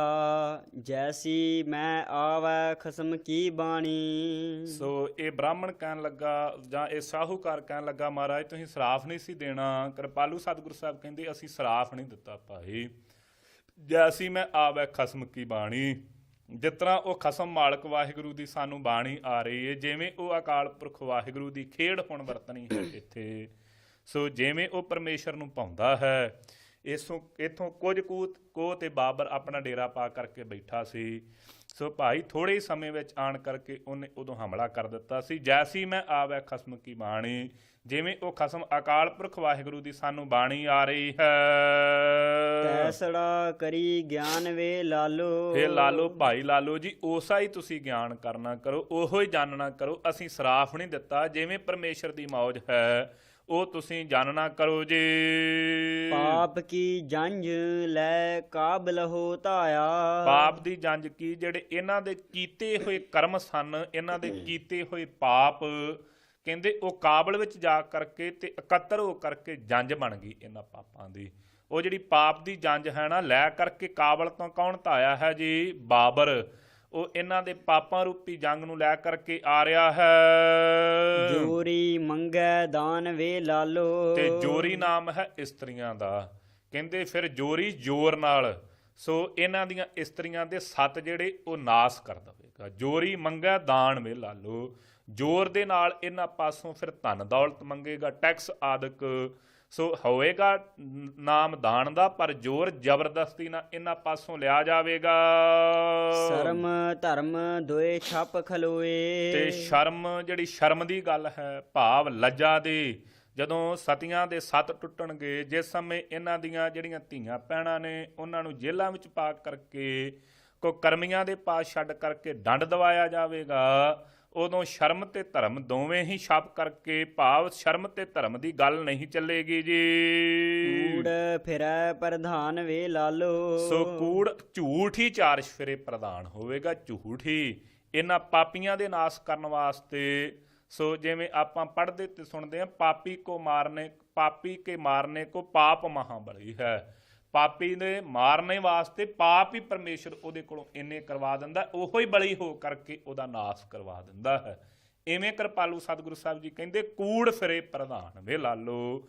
ਜਿਹੜੇ ਸ਼ਰਮ ਤੇ ਧਰਮ ਦੀ ਗੱਲ ਨਹੀਂ ਹੋਵੇਗੀ ਉਹ ਛਪ ਜਾਵੇਗੀ, ਨਹੀਂ ਦਿਸੇਗੀ ਸੰਸਾਰ ਤੇ। ਕੂੜ ਫਿਰੇ ਪ੍ਰਧਾਨ ਵੇ ਲਾਲੋ, ਚਾਰ ਚਫੇਰੇ ਕੂੜ ਹੀ ਪ੍ਰਧਾਨ ਦਿਸੇਗਾ। ਜਿਵੇਂ ਹੁਣ ਵੀ ਚਫੇਰਿਆ ਹੀ ਵੇਖ ਲਵੋ ਸੰਸਾਰ ਦਾ, ਕੂੜ ਹੀ ਤੁਰਿਆ ਫਿਰਦਾ, ਕੂੜ ਹੀ। ਚਾਰ ਚਫੇਰੇ ਝੂਠ ਦੀ ਗੱਲ ਹੀ ਚੱਲਦੀ ਹੈ ਜੀ। ਕਾਜੀਆ ਬਾਹਮਣਾ ਕੀ ਗੱਲ ਥਕੀ। ਤੇ ਜਿਹੜੇ ਕਾਜੀ ਹਨ, ਸੋ ਮੁਗਲਾਂ ਦੇ, ਇਹਨਾਂ ਸੋ ਮੁਸਲਮਾਨਾਂ ਦੇ ਜਿਹੜੇ ਧਾਰਮਿਕ ਆਗੂ ਅਖਵਾਉਂਦੇ ਨੇ, ਉਹ ਵੀ ਬਾਹਮਣ ਬ੍ਰਾਹਮਣਾਂ ਦੇ ਜਿਹੜੇ ਹਨ, ਸੋ ਹਿੰਦੂਆਂ ਦੇ ਜਿਹੜੇ ਬਾਹਮਣ ਜਿਨ੍ਹਾਂ ਪਾਸੋਂ ਜਾ ਕਰਕੇ ਧਰਮ ਦੀ ਗੱਲ ਪੁੱਛਦੇ ਹਨ, ਗੱਲ ਥੱਕੀ, ਉਹਨਾਂ ਦੀ ਗੱਲ ਪਿੱਛੇ ਹੀ ਰਹਿ ਜਾਵੇਗੀ, ਵੱਖਰੀ ਰਹਿ ਜਾਵੇਗੀ। ਉਹਨਾਂ ਪਾਸੋਂ ਕੋਈ ਵੀ ਗੱਲ ਨਹੀਂ ਪੁੱਛੇਗਾ, ਕੋਈ ਵੀ ਉਹਨਾਂ ਦਾ ਉਪਦੇਸ਼ ਦ੍ਰਿੜ ਨਹੀਂ ਕਰੇਗਾ ਜੀ। ਅਗਦ ਪੜੈ ਸ਼ੈਤਾਨ ਵੇ ਲਾਲੋ। ਤੇ ਪ੍ਰਮਾਣ ਜਿਹੜਾ ਹੈ ਉਹ ਜੰਜ ਦਾ ਦੇ ਕਰਕੇ ਕਿਰਪਾਲੂ ਸਤਿਗੁਰੂ ਸਾਹਿਬ ਜੀ ਸਮਝਾ ਰਹੇ ਨੇ। ਅਗਦ ਨਾਮ ਹੈ ਵਿਆਹ ਦਾ, ਨਿਕਾਹ ਦਾ। ਕਹਿੰਦੇ ਫਿਰ ਇੱਥੇ ਨਿਕਾਹ ਕਾਜੀ ਨਹੀਂ ਕਰਾਵੇਗਾ, ਬਾਹਮਣ ਲਾਵਾਂ ਨਹੀਂ ਕਰਾਵੇਗਾ। ਅਗਦ ਪੜੇ ਸ਼ੈਤਾਨ ਵੇ ਲਾਲੋ, ਜਿਹੜਾ ਸ਼ੈਤਾਨ ਚਿੱਤ ਜਾਂ ਜੀ ਜਿਹੜੀ ਸ਼ੈਤਾਨ ਰੂਪ ਹੋ ਕਰਕੇ ਇਹਨਾਂ ਵਾਸਤੇ, ਇਹ ਏਮਣਾਬਾਦ ਦੇ ਪਠਾਣਾ ਵਾਸਤੇ ਜਿਹੜੀ ਫੌਜ ਚੜ੍ਹ ਕੇ ਆਉਣੀ ਬਾਬਰ ਦੇ, ਉਹ ਹੀ ਜਿਹੜਾ ਇਹਨਾਂ ਦੇ ਅਗਦ ਪੜੇਗਾ, ਉਹੋ ਹੀ ਪਾਪ ਜਿਹੜੇ ਬਹੁਤੇ ਵਧੇ ਹੋਏ ਨੇ, ਉਹੋ ਹੀ ਪਾਪ ਇਹਨਾਂ ਨੂੰ ਲੈ ਕਰਕੇ ਡੁੱਬ ਜਾਣਗੇ। ਮੁਸਲਮਾਨੀਆਂ ਪੜ੍ਹੈ ਕਤੇਬਾ। ਤੇ ਜਿਹੜੀਆਂ ਮੁਸਲਮਾਨਣੀਆਂ ਨੇ ਇੱਥੋਂ ਏਮਣਾਬਾਦ ਦੀਆਂ, ਇਹ ਵਕਾਰਾਂ ਦੀਆਂ ਮਾਰੀਆਂ ਹੋਈਆਂ, ਹੁਣ ਤੇ ਬਹੁਤੇ ਹਾਰ ਸ਼ਿੰਗਾਰ ਕਰਕੇ ਫਿਰਦੀਆਂ ਨੇ, ਜਿਨ੍ਹਾਂ ਨੂੰ ਆਪਾਂ ਗੁਰਬਾਣੀ 'ਚ ਪੜ੍ਹਦੇ ਗਰੀਸ਼ ਵਾਰੇ ਖਾਂਦੀਆਂ ਮਨ ਹੈ ਸੇਜੜੀਆਂ ਹਾਂ। ਹੁਣ ਤੇ ਹੰਕਾਰ 'ਚ ਕਹਿੰਦੇ ਮਾਰੀਆਂ ਹੋਈਆਂ, ਕੇਵਲ ਮਸਲਿਆਂ ਦੀਆਂ ਹੀ ਕਿਤਾਬਾਂ ਪੜ੍ਹਦੀਆਂ ਰਹਿੰਦੀਆਂ ਨੇ। ਇਹ ਕਿਤਾਬਾਂ ਜਿਹੜੀਆਂ ਮਸਲਿਆਂ ਦੀਆਂ ਹੀ ਪੜ੍ਹਦੀਆਂ ਨੇ ਨਾ, ਰੱਬ ਇਹਨਾਂ ਨੇ ਭੁਲਾ ਹੀ ਛੱਡਿਆ ਹੈ। ਕਸ਼ਟ ਮਹਿ ਕਰਹਿ ਖੁਦਾਏ ਵੇ ਲਾਲੋ। ਤੇ ਜਦੋਂ ਸਿਰ ਤੇ ਕਸ਼ਟ ਪਵੇਗਾ ਆਣ ਕਰਕੇ, ਇਹ ਜਿਹੜੇ ਮੁਗਲ ਹਨ ਬਾਬਰ ਦੇ ਸੋ ਫੌਜੀ, ਜਦੋਂ ਇਹਨਾਂ ਨੂੰ ਫਿਰ ਦੁੱਖ ਦੇਣਗੇ, ਇਹਨਾਂ ਦੇ ਗਲ ਵਿੱਚ ਸਿਲਕਾਂ ਪਾ ਕਰਕੇ ਲੈ ਕਰਕੇ ਤੁਰੇ ਫਿਰਨਗੇ, ਫਿਰ ਖੁਦਾ ਕਰਨਗੀਆਂ, ਉਦੋਂ ਇਹਨਾਂ ਨੂੰ ਅੱਲਾਹ ਤਾਲਾ ਉਹ ਪਰਮੇਸ਼ਰ ਵਾਹਿਗੁਰੂ ਚੇਤੇ ਆਵੇਗਾ, ਉਦੋਂ ਇਹ ਬਹੁਤੇ ਦੁੱਖਾਂ ਨੂੰ ਪ੍ਰਾਪਤ ਕਰਨਗੀਆਂ ਭਾਈ। ਜਾਤ ਸਨਾਤੀ ਹੋਰ ਹਿੰਦਵਾਣੀਆਂ। ਫਿਰ ਜੀ ਸਨਾਤੀ ਜਿਹੜੀਆਂ ਨੀਵੀਆਂ ਜਾਤਾਂ ਵਾਲੇ ਨੇ, ਹੋਰ ਹਿੰਦਵਾਣੀਆਂ, ਹੋਰ ਜਿਹੜੇ ਹਿੰਦੂ ਆਦਿਕ ਹਨ, ਇਹ ਭੀ ਲੇਖੈ ਲਾਏ ਵੇ ਲਾਲੋ। ਇਹ ਵੀ ਭਾਈ ਸਾਰੇ ਲੇਖੇ 'ਚ ਲੱਗ ਜਾਣਗੇ। ਇਹ ਸਾਰਿਆਂ ਦੇ ਜਿੰਨੇ ਵੀ ਹਨ, ਜਿੰਨੇ ਦੇ ਜਿੰਨੇ, ਇਹ ਸਾਰਿਆਂ ਤੇ ਮਾਰ ਪਵੇਗੀ ਜਿੰਨੇ ਏਮਣਾਬਾਦ 'ਚ ਰਹਿਣ ਵਾਲੇ ਹਨ। ਅਥਵਾ ਜਦੋਂ ਬਾਬਰ ਇੱਥੋਂ ਇਹਨਾਂ ਨੂੰ ਜਿੱਤ ਕਰਕੇ ਆਗਾਹ ਹਿੰਦੁਸਤਾਨ ਨੂੰ ਤੁਰੇਗਾ, ਫਿਰ ਭਾਈ ਅਗਲੇ ਦੇਸ਼ ਵਿੱਚ ਬਹੁਤੀ ਮਾਰ ਕਰਕੇ, ਬਹੁਤਾ ਦੁੱਖ ਦੇ ਕਰਕੇ, ਇਹਨਾਂ ਨੂੰ ਕੋਹ ਕਰਕੇ ਸਾਰਿਆਂ ਦੇ ਘਰਾਂ ਵਿੱਚ ਜਾ ਕਰਕੇ ਇਹ ਫਿਰ ਵਰਸੇਗਾ। ਫਿਰ ਇਹ ਸੋ ਕੂੜ ਦਾ ਹੀ ਰਾਜ 4 ਸਵੇਰੇ ਪ੍ਰਧਾਨ ਹੋ ਜਾਵੇਗਾ ਜੀ। ਖੂਨ ਕੇ ਸੁਹੇਲੇ ਗਾਵਿਆ ਹੈ ਨਾਨਕ। ਸੋ ਉਸ ਸਮੇਂ ਇਹਨਾਂ ਕਿਹਾ, ਮਹਾਰਾਜ ਤੁਸੀਂ ਗੱਲ ਜੰਜ ਦੀ ਕਰਦੇ ਹੋ, ਜੰਜਾਂ ਤੇ ਸੋਲੇ ਗਾਏ ਜਾਂਦੇ ਨੇ। ਸੋ ਸਤਿਗੁਰੂ ਸਾਹਿਬ ਕਹਿੰਦੇ ਭਾਈ ਖੂਨ ਕੇ ਸੋਲੇ ਗਾਵੀਏ ਨਾਨਕ। ਸੋ ਖੂਨ ਦੇ ਸੋਲੇ ਗਾਏ ਜਾਣਗੇ, ਜਿਹੜੇ 4 ਸਫੇਰੇ ਲੋਥਾਂ ਹੀ ਲੋਥਾਂ ਹੋਣਗੀਆਂ, ਲਾਸ਼ਾਂ ਹੀ ਲਾਸ਼ਾਂ ਏਮਣਾਬਾਦ 'ਚ, ਇਹੋ ਭਾਈ ਸੋਲੇ ਗਾਏ ਜਾਣਗੇ ਚਫੇਰੇ। ਰਤ ਕਾ ਕੁੰਗੂ ਪਾਏ ਵੇ ਲਾਲੋ। ਤੇ ਜਿਹੜਾ ਰਤ ਖੂਨ ਦਾ ਕੁੰਗੂ ਜਿਹੜਾ ਤਿਲਕ ਲੱਗੇਗਾ, ਇਹ ਖੂਨ ਦਾ ਹੀ ਹੋਵੇਗਾ ਜੀ। ਸਾਹਿਬ ਕੇ ਗੁਣ ਨਾਨਕ ਗਾਵੈ। ਕਿਰਪਾਲੂ ਸਤਿਗੁਰੂ ਸਾਹਿਬ ਜੀ ਕਹਿੰਦੇ, ਇਹ ਸਤਿਗੁਰੂ ਪਰਮੇਸ਼ਰ ਵਾਹਿਗੁਰੂ ਦੇ ਅਸੀਂ ਗੁਣ ਗਾ ਰਹੇ ਹਾਂ, ਉਹਦੀ ਇਹ ਵਡਿਆਈ ਅਸੀਂ ਦੱਸੀ ਹੈ ਭਾਈ ਤੁਹਾਨੂੰ। ਉਹ ਪਰਮੇਸ਼ਰ ਐਵੇਂ ਜਿਹੜੇ ਹੰਕਾਰੀ ਨੇ ਉਹਨਾਂ ਦੇ ਨਾਲ ਐਵੇਂ ਉਹ ਪਰਮੇਸ਼ਰ ਵਾਹਿਗੁਰੂ ਕਰਦਾ ਹੈ ਜੀ। ਮਾਸਪੁਰੀ ਵਿੱਚ ਆਖ ਮਸੂਲਾ। ਜਿਹੜੀ ਮਾਸਪੁਰੀ ਹੈ, ਇਹ ਜੋ ਧਰਤੀ ਹੈ ਸ੍ਰਿਸ਼ਟੀ, ਇਹਦੇ ਵਿੱਚ ਐਵੇਂ ਦਾ ਮਸਲਾ ਉਹ ਪਰਮੇਸ਼ਰ ਨੇ ਰੱਖਿਆ ਹੋਇਆ ਨਿਆਂ ਦਾ। ਜਿਨ ਉਪਾਈ ਰੰਗ ਰਵਾਈ। ਜਿਨੇ ਪਾਈ ਇਹ ਜਿਹੜੀ ਸ੍ਰਿਸ਼ਟੀ ਹੈ ਆਪ ਉਪਾਈ ਪੈਦਾ ਕੀਤੀ ਹੈ। ਫਿਰ ਅਨੇਕ ਤਰੀਕਿਆਂ ਦੇ ਨਾਲ ਸੋ ਮਾਟੀ ਏਕ ਅਨੇਕ ਭਾਂਤ ਕਰ ਸਾਜੀ ਸਾਜਣਹਾਰ। ਨਾ ਕਸ ਪੋਚ ਮਾਟੀ ਕੈ ਭਾਂਡਾ, ਨਾ ਕਸ ਪੋਚ ਕੰਭਾਰ। ਸੋ ਭਾਈ ਉਹ ਪਰਮੇਸ਼ਰ ਵਾਹਿਗੁਰੂ ਨੇ ਇੱਕੇ ਮਿੱਟੀ ਦੁਆਰਾ ਅਨੇਕਾਂ ਤਰੀਕਿਆਂ ਦੀ ਸ੍ਰਿਸ਼ਟੀ ਜਿਹਨੇ ਪੈਦਾ ਕੀਤੀ ਹੈ। ਜਿਨ ਉਪਾਈ ਰੰਗ ਰਵਾਈ, ਜਿਹਨੇ ਅਨੇਕਾਂ ਰੰਗਿਆਂ ਦਾ ਨਾਲ, ਅਨੇਕਾਂ ਭਾਂਤਾਂ, ਅਨੇਕਾਂ ਤਰੀਕਿਆਂ ਦੇ ਨਾਲ ਇਸ ਸ੍ਰਿਸ਼ਟੀ ਨੂੰ ਰਚਨਾ ਕੀਤਾ ਹੈ। ਬੈਠਾ ਵੇਖੈ ਵਖ ਇਕੇਲਾ। ਸੋ ਭਾਈ ਉਹ ਪਰਮੇਸ਼ਰ ਵਾਹਿਗੁਰੂ ਜਿਹੜਾ ਹੈ ਅਕੇਲਾ ਵੱਖਰਾ ਹੋ ਕਰਕੇ ਇਹ ਤੋਂ ਵੱਖ ਹੈ, ਇਹ 'ਚ ਅਭੇਦ ਨਹੀਂ। ਸੋ ਜਿੱਥੇ ਸਾਰੀ ਸ੍ਰਿਸ਼ਟੀ ਦੇ ਵਿੱਚ ਆਪ ਪਰਿਪੂਰਨ ਵਿਆਪਕ ਹੋ ਰਿਹਾ ਹੈ, ਉੱਥੇ ਨਿਰਗੁਣ ਸਰੂਪ ਹੋ ਕਰਕੇ ਸੋ ਭਾਈ ਵੱਖ ਇਕੱਲਾ ਹੋ ਕਰਕੇ ਆਪਣੀ ਖੇਡਾਂ ਨੂੰ ਆਪ ਵੇਖਦਾ ਹੈ ਜੀ। ਸੱਚਾ ਸੋ ਸਾਹਿਬ ਸੱਚ ਤਪਾਵਸ। ਸੋ ਭਾਈ ਉਹ ਅਕਾਲ ਪੁਰਖ ਵਾਹਿਗੁਰੂ ਆਪ ਵੀ ਸੱਚਾ ਹੈ, ਸੱਚ ਤਪਾਵਸ, ਉਹਦਾ ਨਿਆਂ, ਉਹਦਾ ਜਿਹੜਾ ਸੰਵਿਧਾਨ ਕਾਨੂੰਨ ਹੈ ਉਹ ਵੀ ਸੱਚਾ ਹੈ ਜੀ। ਸੱਚੜਾ ਨਿਆਓ ਕਰੇਗ ਮਸੂਲਾ। ਉਹ ਅਕਾਲ ਪੁਰਖ ਵਾਹਿਗੁਰੂ ਨਿਆਂ ਵੀ ਸੱਚਾ ਹੀ ਕਰਦਾ ਹੈ। ਮਤਾ ਇਹ ਮੰਨਣਾ ਕਿ ਇਹਨਾਂ ਨਾਲ ਧੱਕਾ ਹੋਵੇਗਾ, ਉਹ ਪਰਮੇਸ਼ਰ ਵਾਹਿਗੁਰੂ ਸੱਚਾ ਹੀ ਨਿਆਂ ਕਰਨ ਵਾਲਾ ਹੈ ਸਾਰਿਆਂ ਦੇ ਨਾਲ। ਕਾਇਆ ਕਪੜ ਟੁਕ ਟੁਕ ਹੋਸੀ। ਇਹ ਕਾਇਆ ਰੂਪੀ ਜਿਹੜਾ ਕੱਪੜਾ ਹੈ ਨਾ, ਜਦੋਂ ਬਾਬਰ ਚੜ੍ਹ ਕਰਕੇ ਆਵੇਗਾ ਉਦੋਂ ਟੁਕ ਟੁਕ ਟੁਕੜੇ ਟੁਕੜੇ ਹੋ ਕਰਕੇ ਇੱਥੇ ਏਮਣਾਬਾਦ ਦੀ ਧਰਤੀ ਤੇ ਡਿੱਗੇਗਾ ਜੀ। ਹਿੰਦੁਸਤਾਨ ਸੰਭਾਲਸੀ ਬੋਲਾ। ਕਿਰਪਾਲੂ ਸਤਿਗੁਰੂ ਸਾਹਿਬ ਕਹਿੰਦੇ ਫਿਰ ਇਸ ਦੇਸ਼ ਦੇ ਲੋਕ ਸਾਡੇ ਜਿਹੜੇ ਆ ਕਹੇ ਹੋਏ ਬਚਨ ਹਨ, ਜਿਹੜੇ ਆ ਪਰਮੇਸ਼ਰ ਦੀ ਪ੍ਰੀਤੀ, ਸੋ ਪਰਮੇਸ਼ਰ ਦੀ ਕਿਰਪਾ ਸਦਕਾ ਜਿਹੜੀ ਪਰਮੇਸ਼ਰ ਦੀ ਬਾਣੀ ਦੇ ਬਚਨ ਅਸੀਂ ਕਹੇ ਨੇ, ਇਹਨਾਂ ਦੀ ਸੰਭਾਲ ਕਰਨਗੇ, ਇਹਨਾਂ ਨੂੰ ਚੇਤੇ ਕਰਿਆ ਕਰਨਗੇ ਜੀ। ਆਵਨ 78 ਜਾਨ 97। ਸੋ ਹੁਣ ਕਿਰਪਾਲਤਾ ਕਰਦੇ ਨੇ, ਕਹਿੰਦੇ ਆਵਨ 78 ਜਾਨ 97। ਇਹ ਜਿਹੜਾ ਮੁਗਲਾਂ ਦਾ ਰਾਜ ਹੈ ਇਹ ਹੁਣ 1578 ਬਿਕਰਮੀ ਦੁਆਰਾ, ਕਿਰਪਾਲੂ ਸਤਿਗੁਰੂ ਸਾਹਿਬ ਜੀ ਕਹਿ ਰਹੇ ਨੇ ਹੁਣ 1578 ਬਿਕਰਮੀ 'ਚ ਇਹ ਮੁਗਲ ਆਉਣਗੇ ਤੇ ਜਾਣ 97 1797 ਈਸੋ ਬਿਕਰਮੀ ਦੇ ਵਿੱਚ ਭਾਈ ਇਹ ਇੱਥੋਂ ਜਾਣਗੇ। ਸੋ 219 ਸਾਲ ਮੁਗਲਾਂ ਨੇ ਹਿੰਦੁਸਤਾਨ ਦੀ ਧਰਤੀ ਤੇ ਰਾਜ ਕੀਤਾ ਹੈ। ਆਵਣ 78 ਜਾਣ 97। ਭਾਈ ਆਇਆ ਸੀ 78 ਵਿੱਚ ਬਾਬਰ, 97 ਵਿੱਚ ਇਹਦੀ ਮੌਤ ਹੋ ਗਈ ਹੈ। ਫਿਰ 97 ਵਿੱਚ ਇਹਦਾ ਪੁੱਤ ਜਿਹੜਾ ਸੀ ਹਮਾਯੂ, ਉਹ ਦਿੱਲੀ ਦੇ ਤਖਤ ਤੇ ਬੈਠਾ ਤੇ ਉਹਨੂੰ ਸ਼ੇਰਸ਼ਾਹ ਸੂਰੀ ਹੁਣਾਂ ਨੇ ਇੱਥੋਂ ਦਿੱਲੀ ਵਿੱਚੋਂ ਇਹਦੇ ਕੋਲ ਤਖਤ ਖੋਹ ਕਰਕੇ ਤੇ ਭਜਾ ਦਿੱਤਾ ਸੀ। ਇਹ ਗੁਰੂ ਅੰਗਦ ਦੇਵ ਸੱਚੇ ਪਾਤਸ਼ਾਹ ਮਹਾਰਾਜ ਜੀ ਦੇ ਪਾਸ ਆਇਆ। ਕਿਰਪਾਲੂ ਸਤਿਗੁਰੂ ਸਾਹਿਬ ਬਾਲਕਾਂ ਨੂੰ ਪੜ੍ਹਾ ਰਹੇ ਸਨ ਉਸ ਸਮੇਂ ਗੁਰਬਾਣੀ। ਇਹਨੇ ਸਤਿਗੁਰੂ ਸਾਹਿਬ ਜੀ ਦੇ ਪਾਸ ਕੁਝ ਸਮਾਂ ਖਲੋਣ ਤੇ ਇਹਨੂੰ ਹੰਕਾਰ ਆਇਆ ਕਿ ਮੈਂ ਹਿੰਦੁਸਤਾਨ ਦਾ ਬਾਦਸ਼ਾਹ, ਇਹ ਫਕੀਰ ਇੰਨੀ ਮੌਜ ਦੇ ਮਾਲਕ, ਇਹਨਾਂ ਮੇਰੇ ਵੱਲ ਵੇਖਿਆ ਹੀ ਨਹੀਂ। ਉਸ ਸਮੇਂ ਇਹਨੇ ਆਪਣੇ ਕਿਰਪਾਨ ਦੇ ਮੁੱਠੇ ਨੂੰ ਹੱਥ ਪਾਇਆ। ਮੇਰੇ ਕਿਰਪਾਲੂ ਸਤਿਗੁਰੂ ਗੁਰੂ ਅੰਗਦ ਦੇਵ ਸੱਚੇ ਪਾਤਸ਼ਾਹ ਮਹਾਰਾਜ ਜੀ ਨੇ ਬਚਨ ਕੀਤੇ, ਕਹਿਣ ਲੱਗੇ ਬਾਦਸ਼ਾਹ ਜਿੱਥੇ ਤੂੰ ਇਹ ਕਿਰਪਾਨ ਕੱਢਣੀ ਸੀ, ਜਿੱਥੇ ਇਹ ਮੁੱਠੇ ਤੇ ਹੱਥ ਜਾਣਾ ਚਾਹੀਦਾ ਸੀ, ਉੱਥੇ ਤੇ ਗਿਆ ਨਹੀਂ, ਉੱਥੋਂ ਤੇ ਡਰ ਕੇ ਭੱਜ ਆਇਆ। ਇੱਥੇ ਫਕੀਰਾਂ ਦੇ ਉੱਤੇ ਆਣ ਕਰਕੇ ਆਪਣਾ ਜ਼ੋਰ ਵਿਖਾ ਰਿਹਾ ਹਾਂ। ਉਸ ਸਮੇਂ ਇਹ ਮਨ 'ਚ ਬੜਾ ਸ਼ਰਮਿੰਦਾ ਹੋਇਆ, ਮੁੱਠੇ ਨਾਲੋਂ ਹੱਥ ਲਾਉਣਾ ਚਾਹੁੰਦਾ ਹੈ ਪਰ ਲੱਥਦਾ ਨਹੀਂ। ਐਸੀ ਬਖਸ਼ਿਸ਼ ਸਤਿਗੁਰੂ ਸਾਹਿਬ ਜੀ ਨੇ ਕੋਈ ਕਲਾ ਵਰਤਾਈ। ਉਸ ਸਮੇਂ ਸਤਿਗੁਰੂ ਸਾਹਿਬ ਜੀ ਦੇ ਚਰਨਾਂ ਤੇ ਪਿਆ। ਮੇਰੇ ਕਿਰਪਾਲੂ ਸਤਿਗੁਰੂ ਸਾਹਿਬ ਜੀ ਨੇ ਕਿਹਾ ਵੀ ਹੁਣ 12 ਸਾਲ ਤੈਨੂੰ ਲੱਗ ਜਾਣਗੇ, ਜਾਂ ਜੇ ਤੂੰ ਨੀਵੇਂਪਣ 'ਚ ਰਹਿੰਦਾ, ਜੇ ਆਪਣਾ ਹੰਕਾਰ ਨਾ ਕਰਦਾ ਬਾਦਸ਼ਾਹ ਹੋਣ ਦਾ, ਤੇ ਹੁਣੇ ਤੈਨੂੰ ਬਾਦਸ਼ਾਹੀ ਬਖਸ਼ ਦੇਣੀ ਸੀ।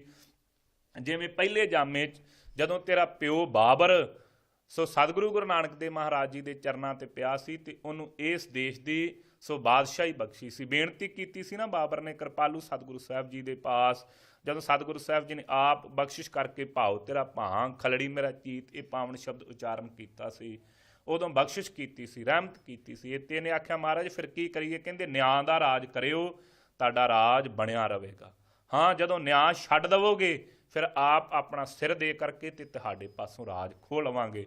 ਸੋ ਕਿਰਪਾਲੂ ਸਤਿਗੁਰੂ ਸਾਹਿਬ ਜੀ ਦੀ ਕਿਰਪਾ ਸਦਕਾ ਬਾਬਰ ਨੂੰ ਗਿਆਨ ਹੋ ਆਇਆ।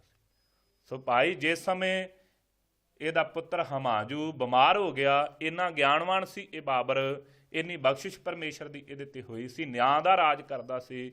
ਉਸ ਸਮੇਂ ਇਹਨੇ ਕਿਰਪਾਲੂ ਸਤਿਗੁਰੂ ਸਾਹਿਬ ਜੀ ਦੇ ਬਚਨਾਂ ਨੂੰ ਮੰਨਣ ਕਰਕੇ, ਸਤਿਗੁਰੂ ਸਾਹਿਬ ਜੀ ਦੇ ਬਚਨਾਂ ਦੀ ਸੰਭਾਲ ਕਰਨੇ ਕਰਕੇ ਇਹਨੇ ਉਸ ਸਮੇਂ ਅੱਲਾਹ ਤਾਲਾ ਅੱਗੇ ਬੇਨਤੀ ਕੀਤੀ, ਇਹ ਪਰਮੇਸ਼ਰ ਮੇਰਾ ਪੁੱਤਰ ਜਵਾਨ ਹੈ, ਰਾਜ ਭਾਗ ਸੰਭਾਲਣ ਦੇ ਯੋਗ ਹੈ, ਕਿਰਪਾ ਕਰ ਮੇਰੇ ਜਿੰਨੇ ਸਵਾਸ ਹਨ ਇਹਨੂੰ ਦੇ ਦੇ, ਇਹ ਜਿੰਦਾ ਰਹਿ ਜਾਵੇ। ਉਸ ਸਮੇਂ ਭਾਈ ਹਮਾਯੂ ਸੋ ਬਾਬਰ ਚੜ੍ਹਾਈ ਕਰ ਗਿਆ ਸੀ ਤੇ ਹਮਾਯੂ ਦੀ ਦੇਹ ਨਰੋਈ ਹੋ ਗਈ ਸੀ। ਸਤਿਗੁਰੂ ਸਾਹਿਬ ਜੀ ਨੇ ਆਖਿਆ ਹੁਣ 12 ਸਾਲ ਲੱਗਣਗੇ ਤੈਨੂੰ। ਫਿਰ 12 ਸਾਲਾਂ ਬਾਅਦ ਇਹ ਭਾਈ ਇਹਨੇ ਫਿਰ ਆਣ ਕਰਕੇ ਇੱਥੇ ਰਾਜ ਕੀਤਾ। ਫਿਰ ਇਸੇ ਤਰੀਕੇ ਦੇ ਨਾਲ ਆਵਣ 78 ਹੈ, ਜਾਣ 97, 78 'ਚ ਆਇਆ, 97 'ਚ ਚੜ੍ਹਾਈ ਕਰ ਗਿਆ। ਫਿਰ ਇਸੇ ਤਰੀਕੇ ਦੇ ਨਾਲ ਭਾਈ ਇਕੱਲਾ ਉਦੋਂ ਬਾਬਤ ਨਹੀਂ, ਫਿਰ 1678 ਦੇ ਵਿੱਚ ਜਿਹੜਾ ਹੈ ਸਤਿਗੁਰੂ ਸਾਹਿਬ ਗੁਰੂ ਹਰਗੋਬਿੰਦ ਸਾਹਿਬ ਸੱਚੇ ਪਾਤਸ਼ਾਹ ਮਹਾਰਾਜ ਜੀ ਦੀ ਜੰਗ ਸੋ ਸ੍ਰੀ ਅੰਮ੍ਰਿਤਸਰ ਸਾਹਿਬ ਵਾਲੀ ਹੋਈ। ਸੋ 1697 ਵਿੱਚ ਸ੍ਰੀ ਕਰਤਾਰਪੁਰ ਸਾਹਿਬ ਵਾਲੀ ਜੰਗ। ਫਿਰ ਇਸੇ ਤਰੀਕੇ ਦੇ ਨਾਲ 1778 ਦੇ ਵਿੱਚ ਬਾਬਾ ਬੰਦਾ ਸਿੰਘ ਜੀ ਬਹਾਦਰ ਚੜ੍ਹ ਕਰਕੇ ਆਏ ਹਨ ਤੇ 1797 ਤੱਕ ਗੁਰੂ ਕੇ ਖਾਲਸੇ ਨੇ ਮੁਗਲਾਂ ਦਾ ਰਾਜ ਹਿੰਦੁਸਤਾਨ ਦੇ ਵਿੱਚੋਂ ਖਤਮ ਕਰ ਦਿੱਤਾ ਸੀ। ਫਿਰ ਇਸੇ ਤਰੀਕੇ ਦੇ ਨਾਲ 1878 ਤੱਕ ਖਾਲਸੇ ਦਾ ਰਾਜ ਜਿਹੜਾ ਹੈ ਸ਼ੇਰੇ ਪੰਜਾਬ ਮਹਾਰਾਜਾ ਰਣਜੀਤ ਸਿੰਘ ਜੀ ਨੇ ਸਾਰੇ ਪੰਜਾਬ ਵਿੱਚ ਤੇ ਨਾਲ ਲੱਗਦੇ ਇਲਾਕਿਆਂ 'ਚ ਕਾਇਮ ਕਰ ਦਿੱਤਾ। ਸੋ ਭਾਈ 1700 ਸੋ ਵਾਹਿਗੁਰੂ 1897 ਦੇ ਵਿੱਚ ਸ਼ੇਰੇ ਪੰਜਾਬ ਮਹਾਰਾਜਾ 1897 ਬਿਕਰਮੀ ਦੇ ਵਿੱਚ ਸ਼ੇਰੇ ਪੰਜਾਬ ਮਹਾਰਾਜਾ ਰਣਜੀਤ ਸਿੰਘ ਜੀ ਨੇ ਸਰੀਰ ਛੱਡਿਆ। ਉਪਰੰਤ ਡੋਗਰਿਆਂ ਦੀ ਗਦਾਰੀ ਕਰਕੇ ਤੇ ਇਹ ਰਾਜ ਜਿਹੜਾ ਹੈ ਫਿਰ ਭਾਈ ਨਾਸ ਹੋ ਗਿਆ ਸਾਰੇ ਦਾ ਸਾਰਾ। ਇਸੇ ਤਰੀਕੇ ਦੇ ਨਾਲ 1978 ਦੇ ਵਿੱਚ ਪਹਿਲੀ ਜਰਮਨ ਦੀ ਜੰਗ ਲੱਗੀ, ਫਿਰ 1997 ਵਿੱਚ ਦੂਸਰੀ ਲੱਗੀ। ਇਸੇ ਤਰੀਕੇ ਦੇ ਨਾਲ ਹੁਣ 2078 'ਚ ਵੇਖੋ ਜੋ ਸਤਿਗੁਰੂ ਸਾਹਿਬ ਜੀ ਨੂੰ ਭਾਵੇਗਾ ਉਵੇਂ ਹੋਵੇਗਾ। ਕਿਰਪਾਲੂ ਸਤਿਗੁਰੂ ਸਾਹਿਬ ਜੀ ਨੇ ਕਿਹਾ ਹਿੰਦੁਸਤਾਨ ਸੰਭਾਲਤੀ ਬੋਲਾ, ਅਥਵਾ ਕੱਲਾ ਹਿੰਦੁਸਤਾਨ ਨਹੀਂ ਪਰ ਥਾਏ ਸਾਖੀ ਮਹਾਂਪੁਰਖ ਬੋਲਦੇ ਸਾਂਝੀ ਸਗਲ ਜਹਾਨੇ। ਸਾਰੇ ਜਹਾਨ ਸਾਰੇ ਸੰਸਾਰ ਵਾਸਤੇ ਸਤਿਗੁਰੂ ਸਾਹਿਬ ਜੀ ਦਾ ਇਹ ਉਪਦੇਸ਼ ਹੈ। ਆਵਣ 78 ਹੈ, ਜਾਣ 97 ਆਉਣਗੇ 78 ਵਿੱਚ, ਜਾਣਗੇ 97 ਵਿੱਚ। ਹੋਰ ਭੀ ਉਠ ਸੀ ਮਰਦ ਕਾ ਚੇਲਾ। ਕਹਿੰਦੇ ਹੋਰ ਵੀ ਇੱਥੇ ਪੈਦਾ ਹੋਵੇਗਾ ਪੰਥ ਕੀ ਜੀ, ਖਾਲਸਾ ਪੰਥ ਬਾਬਤ ਵੀ ਇੱਥੇ ਕਿਰਪਾਲੂ ਸਤਿਗੁਰੂ ਸਾਹਿਬ ਜੀ ਨੇ ਸਾਰਿਆਂ ਦਾ ਹੀ ਇੱਥੇ ਦੱਸ ਦਿੱਤਾ। ਹੋਰ ਵੀ ਉੱਠ ਸੀ ਮਰਦ ਕਾ ਚੇਲਾ। ਮਰਦ ਕਾ ਚੇਲਾ ਕੀ, ਵਾਹ ਪ੍ਰਗਟਿਓ ਮਰਦ ਅਗੰਮੜਾ, ਵਰਿਆਮ ਅਕੇਲਾ, ਵਾਹੋ ਵਾਹੋ ਗੋਬਿੰਦ ਸਿੰਘ ਆਪੇ ਗੁਰ ਚੇਲਾ। ਮਰਦ ਕੌਣ? ਕਲਗੀਧਰ ਪਿਤਾ ਸਤਿਗੁਰੂ ਸਾਹਿਬ ਜੀ ਦਾ ਚੇਲਾ ਕੀ, ਖਾਲਸਾ ਪੈਦਾ ਹੋਵੇਗਾ ਜਿਹੜਾ ਸਾਰੀ ਸ੍ਰਿਸ਼ਟੀ ਤੇ ਰਾਜ ਕਰੇਗਾ। ਸੱਚ ਕੀ ਬਾਣੀ ਨਾਨਕ ਆਖੈ। ਕਿਰਪਾਲੂ ਸਤਿਗੁਰੂ ਸਾਹਿਬ ਜੀ ਕਹਿੰਦੇ, ਹੇ ਭਾਈ ਲਾਲੋ, ਅਸੀਂ ਸੱਚ ਦੀ ਬਾਣੀ ਤੇਰੇ ਤਾਈਂ ਕਹਿੰਦੇ ਹਾਂ। ਸੱਚ ਸੁਣਾਏ ਸੀ ਸੱਚ ਕੀ ਬੇਲਾ। ਸੱਚਾ ਹੀ ਇਹ ਸਤਿਗੁਰੂ ਸਾਹਿਬ ਜੀ ਦੀ ਬਾਣੀ ਜਿਹੜੀ ਧੁਰ ਕੀ ਬਾਣੀ ਸੱਚੀ ਹੈ। ਸੱਚ ਸੁਣਾਇਆ ਹੈ, ਸੱਚ ਬੋਲਣ ਦੀ ਵੇਲਾ ਇਸ ਸਮੇਂ ਤੁਹਾਨੂੰ ਸਾਰਿਆਂ ਨੂੰ ਭਾਈ। ਉਸ ਸਮੇਂ ਭਾਈ ਇਹ ਜਿਹੜੇ ਸ਼ਾਹੂਕਾਰ ਤੇ ਭਾਈ ਲਾਲੋ ਜੀ ਦੇ ਤਾਂ ਹੀ ਸਤਿਗੁਰੂ ਸਾਹਿਬ ਜੀ ਨੇ ਉਪਦੇਸ਼ ਬਖਸ਼ਿਸ਼ ਕੀਤਾ ਸੀ ਕਿ ਤੁਸੀਂ ਏਮਣਾਬਾਦ ਤੋਂ 4 ਕੋ ਦੂਰ ਜਾ ਕੇ ਵਸ ਜਾਵੋ। ਇੱਥੇ ਇਵੇਂ ਇਹਨਾਂ ਲੋਕਾਂ ਦੀ ਹਾਲਤ ਹੋਵੇਗੀ। ਇਹ 4 ਕੋ ਦੂਰ ਜਾ ਕੇ ਏਮਣਾਬਾਦ ਤੋਂ ਵਸੇ ਸਨ। ਕਿਰਪਾਲੂ ਸਤਿਗੁਰੂ ਸਾਹਿਬ ਜੀ ਦੇ ਹੁਕਮ ਦੁਬਾਰਾ ਆਣ ਕਰਕੇ ਏਮਣਾਬਾਦ 'ਚ ਵਸੇ। ਇਹ ਭਾਈ ਕਿਰਪਾਲੂ ਸਤਿਗੁਰੂ ਸਾਹਿਬ ਜੀ ਨੇ ਗੁਰੂ ਨਾਨਕ ਦੇਵ ਮਹਾਰਾਜ ਜੀ ਨੇ ਇਹ ਬਖਸ਼ਿਸ਼ ਕੀਤੀ ਹੈ। ਇੱਥੇ ਸਤਿਗੁਰੂ ਸਾਹਿਬ ਜੀ ਦੀ ਜਿਹੜੀ ਤਲੰਗ ਰਾਗ ਦੀ ਬਾਣੀ ਜਿੱਥੋਂ ਆਰੰਭਤਾ ਹੋਈ ਸੀ, ਸੋ ਪਹਿਲੇ ਸ਼ਬਦਾਂ ਦੀ ਇੱਥੇ ਗੁਰੂ ਕੀ ਬਾਣੀ ਦੀ ਸੋ ਭਾਈ ਸਮਾਪਤੀ ਹੋਈ ਹੈ ਜੀ। ਤਿਲੰਗ ਮਹੱਲਾ ਚੌਥਾ। ਘਰ ਦੂਜਾ। ਇੱਕ ਓੰਕਾਰ ਸਤਿਗੁਰ ਪ੍ਰਸਾਦ। ਸੋ ਹੁਣ ਤਲੰਗ ਰਾਗ ਦੇ ਅੰਦਰ ਚੌਥੇ ਪਾਤਸ਼ਾਹ ਧੰਨ ਸਾਹਿਬ ਸ੍ਰੀ ਗੁਰੂ ਰਾਮਦਾਸ ਸੱਚੇ ਪਾਤਸ਼ਾਹ ਮਹਾਰਾਜ ਦੀਨ ਦੁਨੀਆ ਦੇ ਵਾਲੀ ਕਿਰਪਾਲੂ ਸਤਿਗੁਰੂ ਸਾਹਿਬ ਜੀ ਦੀ ਪਾਵਨ ਗੁਰਬਾਣੀ ਦੀ ਆਰੰਭਤਾ ਹੁੰਦੀ ਹੈ ਕਰ ਰਹੇ ਹਨ। ਕਿਰਪਾ ਕਰਕੇ ਘਰ ਦੂਜੇ ਸੁਰਤਾਲ ਦੇ ਵਿੱਚ ਮੰਗਲ ਕਰਦੇ ਹਨ। ਇੱਕ ਉਹ ਅਦਵੈਤ ਅਕਾਲ ਪੁਰਖ ਵਾਹਿਗੁਰੂ ਸਤਿਗੁਰੂ। ਸੋ ਸਤਿਗੁਰੂ ਪੂਰੇ ਸਤਿਗੁਰਾਂ ਦੀ ਕਿਰਪਾ ਦੁਆਰਾ ਜੋ ਪ੍ਰਾਪਤ ਹੁੰਦਾ ਹੈ ਜੀ। ਸਭ ਆਏ ਹੁਕਮ ਖਸਮਾਹੋ। ਸੋ ਕਿਰਪਾਲੂ ਸਤਿਗੁਰੂ ਸਾਹਿਬ ਜੀ ਦੇ ਪਾਸ ਬੇਨਤੀ ਕੀਤੀ ਸਿੱਖਾਂ ਨੇ, ਮਹਾਰਾਜ ਇਹ ਸ੍ਰਿਸ਼ਟੀ ਦੀ ਆਪ ਰਚਨਾ ਦੱਸੋ ਕਿਵੇਂ ਦੀ ਹੈ। ਗਰੀਬ ਨਵਾਜ਼ ਸਤਿਗੁਰੂ ਕਿਰਪਾ ਕਰਦੇ ਨੇ, ਸਭ ਆਏ ਹੁਕਮ ਖਸਮਾਹੋ। ਇਹ ਭਾਈ ਸਾਰੇ ਹੀ ਉਹ ਖਸਮ ਅਕਾਲ ਪੁਰਖ ਵਾਹਿਗੁਰੂ ਦੇ ਹੁਕਮ ਸਦਕਾ ਹੀ ਇਹ ਸ੍ਰਿਸ਼ਟੀ ਤੇ ਆਏ ਹਨ। ਹੁਕਮ ਸਭ ਵਰਤਨੀ। ਸਾਰੇ ਜੀਵਾਂ ਤੇ ਉਹਦਾ ਆਪਣਾ ਹੀ ਹੁਕਮ ਪਰਮੇਸ਼ਰ ਦਾ ਵਰਤ ਰਿਹਾ ਹੈ। ਅਥਵਾ ਜਿਹੜਾ ਪਿੱਛੇ ਸ਼ਬਦ ਸਤਿਗੁਰੂ ਸਾਹਿਬ ਜੀ ਨੇ ਉਚਾਰਨ ਕੀਤਾ ਹੈ ਪਹਿਲੇ ਸਰੂਪ ਵਿੱਚ, ਉਹਦਾ ਸਵਾਲ ਵੀ ਸਿੱਖਾਂ ਨੇ ਕੀਤਾ, ਮਹਾਰਾਜ ਸਤਿਗੁਰੂ ਸਾਹਿਬ ਜੀ ਦਾ ਇਹ ਜਿਹੜਾ ਇੰਨਾ ਸੋ ਕਰੜੇ ਬਚਨ ਸੋ ਸਤਿਗੁਰੂ ਸਾਹਿਬ ਜੀ ਨੇ ਕੀਤੇ ਗੁਰੂ ਨਾਨਕ ਦੇਵ ਮਹਾਰਾਜ ਜੀ ਨੇ ਏਮਣਾਬਾਦ ਦੇ ਲੋਕਾਂ ਬਾਬਤ, ਇਹ ਕਿਵੇਂ ਸੀ। ਕਿਰਪਾਲੂ ਸਤਿਗੁਰੂ ਸਾਹਿਬ ਜੀ ਕਹਿੰਦੇ, ਸਭ ਆਏ ਹੁਕਮ ਖਸਮਾਹੋ। ਇਹ ਭਾਈ ਸਾਰੇ ਉਹ ਹੁਕਮ ਅਕਾਲ ਪੁਰਖ ਵਾਹਿਗੁਰੂ ਦੇ ਹੁਕਮ 'ਚ ਹੀ ਆਏ ਹਨ। ਜੇ ਬਾਬਰ ਆਇਆ, ਜੇ ਪਠਾਣਾ ਨੇ ਐਸੇ ਪਾਪ ਕੀਤੇ ਨੇ ਏਮਣਾਬਾਦਿਆਂ ਨੇ, ਜੇ ਬਾਬਰ ਉਹਨਾਂ ਦੀ ਸਜ਼ਾ ਦੇਣ ਵਾਸਤੇ ਆਇਆ, ਸਭ ਆਏ ਹੁਕਮ ਖਸਮਾਹੋ। ਸਾਰੇ ਉਹ ਖਸਮ ਅਕਾਲ ਪੁਰਖ ਵਾਹਿਗੁਰੂ ਦੇ ਹੁਕਮ ਵਿੱਚ ਹੀ ਜਦੋਂ ਸਾਰੀ ਸ੍ਰਿਸ਼ਟੀ ਹੈ, ਜਦੋਂ ਸਾਰੀ ਸ੍ਰਿਸ਼ਟੀ ਦਾ ਕਰਨਹਾਰ ਉਹ ਪਰਮੇਸ਼ਰ ਵਾਹਿਗੁਰੂ ਆਪ ਹੈ, ਤੇ ਸਾਰੇ ਭਾਈ ਉਹਦੇ ਹੁਕਮ ਵਿੱਚ ਹੀ ਹਨ। ਹੁਕਮ ਸਭ ਵਰਤਣੇ, ਹੁਕਮ ਹੀ ਸਾਰਿਆਂ ਤੇ ਉਹਦਾ ਵਰਤ ਰਿਹਾ ਹੈ ਜੀ। ਸੱਚ ਸਾਹਿਬ ਸਾਚਾ ਖੇਲ। ਸੋ ਸਾਰਿਆਂ ਦੇ ਵਿੱਚ ਉਹ ਸੱਚਾ ਸਾਹਿਬ ਅਕਾਲ ਪੁਰਖ ਵਾਹਿਗੁਰੂ ਹੈ। ਇਹ ਜਿੰਨੇ ਸ੍ਰਿਸ਼ਟੀ ਦੇ ਜੀਵ ਹਨ ਭਾਈ, ਇਹ ਸਾਰਾ ਉਹਦਾ ਖੇਡ ਬਣਾਈ ਹੋਈ ਹੈ। ਸਭ ਹਰ ਧਨੀ। ਸਾਰੇ ਉਹ ਹਰ ਧਨੀ ਅਕਾਲ ਪੁਰਖ ਵਾਹਿਗੁਰੂ ਦਾ ਆਪਣਾ ਖੇਡ ਬਣਾਇਆ ਹੋਇਆ, ਸਾਰੇ ਉਹਦੀ ਆਗਿਆ ਵਿੱਚ ਹਨ ਜੀ। ਸਾ ਲਾਹੇ ਹੋ ਸੱਚ ਸਭ ਉਪਰ ਹਰ ਧਨੀ। ਇਸ ਕਰਕੇ ਭਾਈ ਸਿਫਤ ਸਲਾਹ ਕਰੋ। ਸਾਰੇ ਜਿਤਨੇ ਵੀ ਜੀਵ ਜੰਤੂ ਹਨ ਸਲਾਹਤ ਕਰਦੇ ਹਨ ਭਾਈ ਉਹ ਹਰੀ ਅਕਾਲ ਪੁਰਖ ਵਾਹਿਗੁਰੂ, ਜਿਹੜਾ ਸਾਰਿਆਂ ਦੇ ਉੱਪਰ ਧਨੀ ਮਾਲਕ ਹੈ, ਜਿਹੜਾ ਸਾਰਿਆਂ ਦੇ ਉੱਪਰ ਬਖਸ਼ਿਸ਼ ਕਰਨ ਵਾਲਾ ਹੈ। ਉਸ ਅਕਾਲ ਪੁਰਖ ਵਾਹਿਗੁਰੂ ਦੀ ਸਿਫਤ ਸਲਾਹ ਕਰਿਆ ਕਰੋ। ਜਿਸ ਨਾਹੀ ਕੋਏ ਸ਼ਰੀਕ। ਸੋ ਭਾਈ ਸੋ ਸਤਿਗੁਰੂ ਸਾਹਿਬ ਜੀ ਉਹ ਕੈਸਾ ਹੈ ਅਕਾਲ ਪੁਰਖ ਵਾਹਿਗੁਰੂ, ਮਹਾਰਾਜ ਉਹਦੇ ਵਰਗਾ ਕੋਈ ਹੋਰ ਹੈ। ਗਰੀਬ ਨਵਾਜ਼ ਸਤਿਗੁਰੂ ਸਾਹਿਬ ਕਹਿੰਦੇ, ਨਹੀਂ ਭਾਈ ਜਿਸ ਨਾਹੀ ਕੋਈ ਸ਼ਰੀਕ, ਜਿਹਦਾ ਕੋਈ ਹੋਰ ਸ਼ਰੀਕ ਨਹੀਂ ਹੈ, ਉਹਦੇ ਵਰਗਾ ਕੋਈ ਹੋਰ ਨਹੀਂ। ਸੋ ਕੀ ਗੁਣ ਇਹੋ ਹੋਰ ਨਾਹੀ ਕੋਈ, ਉਹਦੇ ਵਿੱਚ ਲਾਸਾਨੀ ਗੁਣ ਇਹ ਹੈ ਕਿ ਉਹਦੇ ਵਰਗਾ ਕੋਈ ਹੋਰ ਨਹੀਂ। ਸੋ ਭਾਈ ਜੇਵੜ ਆਪ ਤੇਵੜ ਤੇਰੀ ਦਾਤ, ਜਿੱਡਾ ਉਹ ਆਪ ਹੈ ਓਡੀਆਂ ਹੀ ਉਹਦੀਆਂ ਦਾਤਾਂ ਹਨ, ਉਹਦਾ ਕੋਈ ਸ਼ਰੀਕ ਨਹੀਂ, ਉਹਦੇ ਵਰਗਾ ਦੂਸਰਾ ਕੋਈ ਨਹੀਂ ਹੈ ਜੀ। ਕਿਸ ਲੇਖੈ ਹਉ ਗਨੀ। ਸੋ ਕਿਹੜੀ ਗਿਣਤੀ ਕਰਕੇ ਉਹਨੂੰ ਗਿਣਤੀ ਕਰ ਸਕੀਏ, ਉਹ ਗਿਣਿਆ ਮਿਣਿਆ ਤੋਲਿਆ ਨਹੀਂ ਜਾਂਦਾ। ਉਹਦਾ ਭਾਈ ਗਿਣਤੀ ਤੇ ਮਿਣਤੀ ਤੋਂ ਪਰੇ ਹੈ ਜੀ। ਰਹਾਉ ਪੌਣ ਪਾਣੀ ਧਰਤੀ ਆਕਾਸ। ਸੋ ਸਤਿਗੁਰੂ ਸਾਹਿਬ ਉਹ ਅਕਾਲ ਪੁਰਖ ਵਾਹਿਗੁਰੂ ਨੇ ਕੀ ਸਿਰਜਿਆ, ਕੈਸੀਆਂ ਉਹਦੀਆਂ ਦਾਤਾਂ ਨੇ। ਕਹਿੰਦੇ ਪੌਣ ਹਵਾ ਵੀ ਉਹਨੇ ਚਲਾਈ ਹੈ।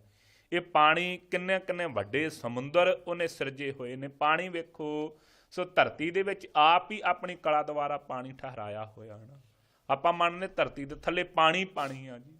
ਸੋ ਪਿਆਰਿਓ, ਆਪਾਂ ਵੇਖੀਏ ਧਿਆਨ ਦੇ ਨਾਲ, ਇੱਕ ਨਿੱਕੇ ਜਿਹੇ ਬਾਟੇ 'ਚ ਸੋ ਮਿੱਟੀ ਪਾ ਦਈਏ ਜਾਂ ਉਹਦੇ 'ਚ ਢੇਮ ਰੱਖ ਦਈਏ ਤੇ ਉਹ 'ਚ ਠਾਂ ਡੁੱਬ ਜਾਂਦੀ ਹੈ। ਜਾਂ ਭਾਈ ਕਿਸੇ ਵੀ ਤਰੀਕੇ ਨਾਲ ਪਾਣੀ ਜਿਹੜਾ ਉਹ ਮਿੱਟੀ ਨੂੰ ਆਪਣੇ ਆਪ 'ਚ ਸਮਾ ਹੀ ਲੈਂਦਾ। ਪਰ ਪਰਮੇਸ਼ਰ ਦੀ ਵੇਖੋ ਕਿਰਪਾ, ਪੌਣ ਹਵਾ ਵੀ ਧਰਤੀ 'ਤੇ ਚੱਲ ਰਹੀ ਹੈ, ਇਹਨੂੰ ਅੜਾ ਕੇ ਨਹੀਂ ਖੜਦੀ। ਪਾਣੀ ਇਸ ਧਰਤੀ ਦੇ ਥੱਲੇ ਬੈਠਾ ਹੋਇਆ, ਇਹਨੂੰ ਡੋਬ ਨਹੀਂ ਸਕਦਾ। ਧਰਤੀ ਬਣਾਈ ਹੋਈ ਹੈ ਕਿੱਡੀ ਸੁੰਦਰ।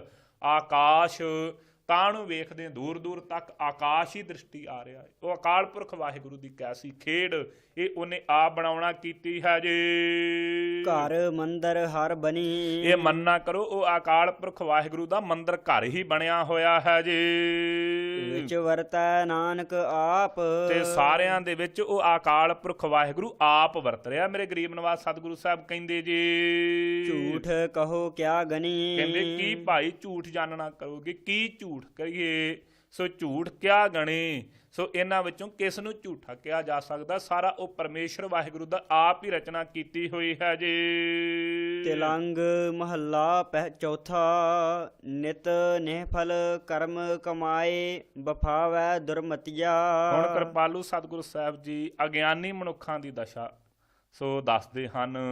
ਸੋ ਕਿਰਪਾਲੂ ਸਤਿਗੁਰੂ ਸਾਹਿਬ ਜੀ ਦਿਆਲਤਾ ਦੇ ਵਿੱਚ ਆਣ ਕੇ ਕਹਿੰਦੇ ਨਿਤ ਨਿਫਲ ਕਰਮ ਕਮਾਏ। ਨਿੱਤਾ ਪ੍ਰਤੀ ਭਾਈ ਨਿਫਲ, ਜਿਹੜੇ ਨਹੀਂ ਕਿਸੇ ਕੰਮ ਆਉਣ ਵਾਲੇ ਕੰਮ, ਜਿਹੜੇ ਕਾਰਜਾਂ ਕਰਕੇ ਕਦੀ ਵਾਸਤੇ ਵੀ ਸੋ ਸ਼ੁਭ ਗੁਣਾਂ ਦੀ ਪ੍ਰਾਪਤੀ ਨਹੀਂ ਹੋ ਸਕਦੀ, ਜਿਹੜੇ ਕਰਮਾਂ 'ਚ ਲੱਗ ਕਰਕੇ ਸਦਾ ਵਾਸਤੇ ਘਾਟਾ ਹੀ ਹੋਵੇ। ਨਿਫਲ ਬਿਨਾਂ ਫਲ ਤੋਂ ਕੰਮ ਕੀਤਾ। ਆਮ ਤੌਰ 'ਤੇ ਸੰਸਾਰ 'ਚ ਸਾਡੀ ਅਵਸਥਾ ਹੈ, ਉਹ ਕਾਰਜ ਕਰਦੇ ਹਾਂ ਜਿਹੜੇ ਕੰਮਾਂ ਕਰਕੇ ਸਾਨੂੰ ਕੁਝ ਮਿਲੇ, ਕੁਝ ਪ੍ਰਾਪਤ ਹੋਵੇ, ਜਿਹਦੇ ਪਾਸੋਂ ਕੋਈ ਫਲ ਪ੍ਰਾਪਤ ਹੁੰਦਾ ਹੋਵੇ। ਕਿਰਪਾਲੂ ਸਤਿਗੁਰੂ ਸਾਹਿਬ ਜੀ ਕਹਿੰਦੇ ਨਿਤ ਨਿਫਲ ਕਰਮ ਕਮਾਏ। ਨਿਤਾ ਪ੍ਰਤੀ ਫਲ ਤੋਂ ਰਹਿਤ ਕਰਮਾਂ ਨੂੰ ਕਮਾਉਂਦੇ ਹਨ ਜੀਵ।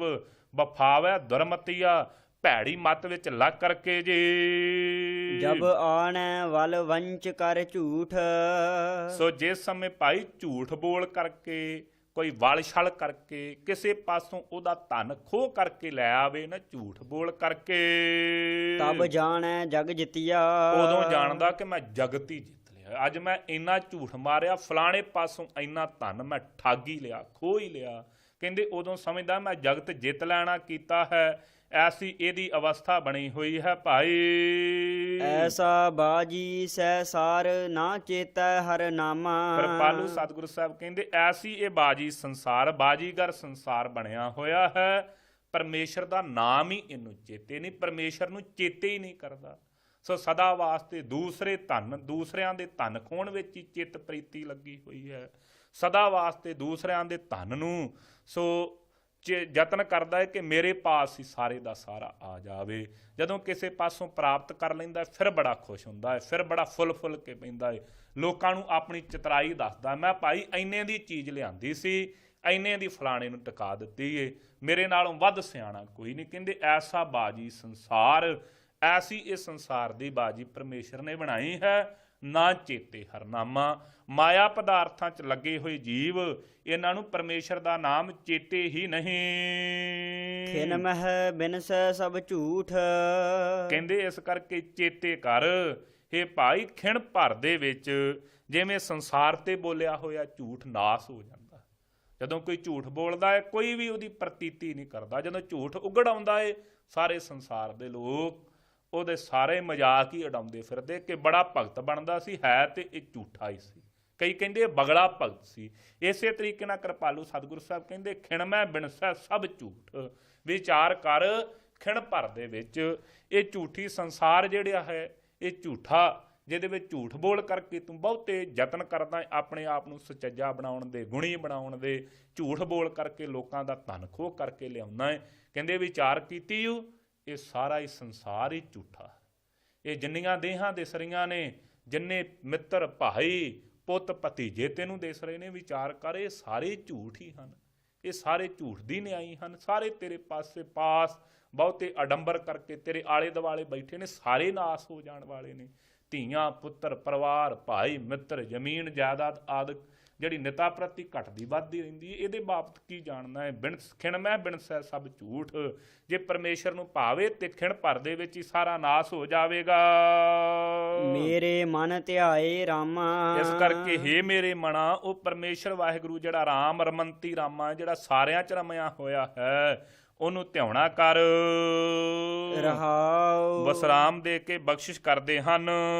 ਸਾ ਵੇਲਾ ਚਿਤ ਨਾ ਆਵੈ। ਸੋ ਕਿਰਪਾਲੂ ਸਤਿਗੁਰੂ ਸਾਹਿਬ ਜੀ ਕਹਿੰਦੇ ਉਹ ਜਿਹੜਾ ਵੇਲਾ ਹੈ ਨਾ, ਜਿਸ ਵੇਲੇ ਆਣ ਕਰਕੇ ਮੌਤ ਵਿਆਪਕ ਹੋ ਜਾਣੀ, ਕਿਸੇ ਨੂੰ ਚੇਤੇ ਨਹੀਂ ਹੈ। ਸੋ ਸਦਾ ਹੀ ਜਿੰਨਾ ਸਾ ਵੇਲਾ ਚਿਤ ਨਾ ਆਵੈ, ਉਹ ਵੇਲਾ ਚੇਤੀ ਨਹੀਂ। ਕਿਹੜਾ ਜੀ? ਜਿਤ ਆਏ ਕੰਟਕ ਕਾਲ ਗ੍ਰਸੈ। ਜਿਸ ਸਮੇਂ ਆਣ ਕਰਕੇ ਕਾਲ ਨੇ ਭਾਈ ਫੜ ਲੈਣਾ ਹੈ, ਪਕੜ ਲੈਣਾ ਹੈ, ਗ੍ਰਸੈ ਖਾ ਜਾਣਾ ਹੈ। ਜਿਸ ਸਮੇਂ ਇਹ ਸਰੀਰ ਵੇਖ, ਵੱਡੇ ਵੱਡੇ ਸਰੀਰ, ਵੱਡੇ ਵੱਡੇ ਭਲਵਾਨ, ਵੱਡੇ ਵੱਡੇ ਰਾਜੇ ਵੇਖ, ਸਮਾਂ ਪਾ ਕਰਕੇ ਸਾਰਿਆਂ ਦੇ ਸਰੀਰ ਨੂੰ ਕਾਲ ਨੇ ਗ੍ਰਸ ਲਿਆ। ਕਿਉਂ? ਰਾਜਾ ਪ੍ਰਜਾ ਸਮ ਕਰ ਮਾਰੈ, ਐਸੋ ਕਾਲ ਬਡਾਨੀ ਰੇ। ਰਾਜਿਆਂ ਨੂੰ ਵੀ, ਪ੍ਰਜਾ ਗਰੀਬਾਂ ਨੂੰ ਵੀ, ਸੋ ਉਹਨਾਂ ਦੇ ਜਿਹੜੇ ਸੇਵਕ ਨੇ ਸਾਰਿਆਂ ਨੂੰ ਸਮ ਇੱਕ ਬਰਾਬਰ ਉਹ ਜਿਹੜਾ ਕਾਲ ਹੈ ਨਾ ਮਾਰਨ ਵਾਲਾ ਹੈ, ਗ੍ਰਸੇ ਖਾਣ ਵਾਲਾ ਹੈ। ਸਾਹ ਵਾਲਾ ਚਿੱਤ ਨਾ ਆਵੇ, ਉਹ ਜਿਹੜਾ ਵੇਲਾ ਚੇਤੇ ਹੀ ਨਹੀਂ ਆਉਂਦਾ ਇਸ ਜੀਵ ਨੂੰ, ਉਹ ਚੇਤੇ ਹੀ ਨਹੀਂ। ਵੇਖ ਲਈਏ ਆਪਾਂ ਧਿਆਨ ਕਰਕੇ ਆਪਣੇ ਬਾਬਤ ਤੇ ਆਪਾਂ ਜਾਣਦੇ ਹੀ ਆ ਨਾ। ਸੋ ਭਾਈ ਸਦਾ ਵਾਸਤੇ ਜੀਵਨ ਦੇ ਹੀ ਖਿਆਲ ਨੇ, ਇਹੋ ਹੀ ਸੋਚਦੇ ਰਹਿੰਦੇ। ਇੰਨੇ ਸਾਲਾਂ ਬਾਅਦ ਮੈਂ ਜੋ ਅੱਜ ਕਰ ਰਿਹਾ ਏ, ਇੰਨੇ ਸਾਲਾਂ ਬਾਅਦ ਇਹਦਾ ਸੁੱਖ ਭੋਗਾਂਗਾ।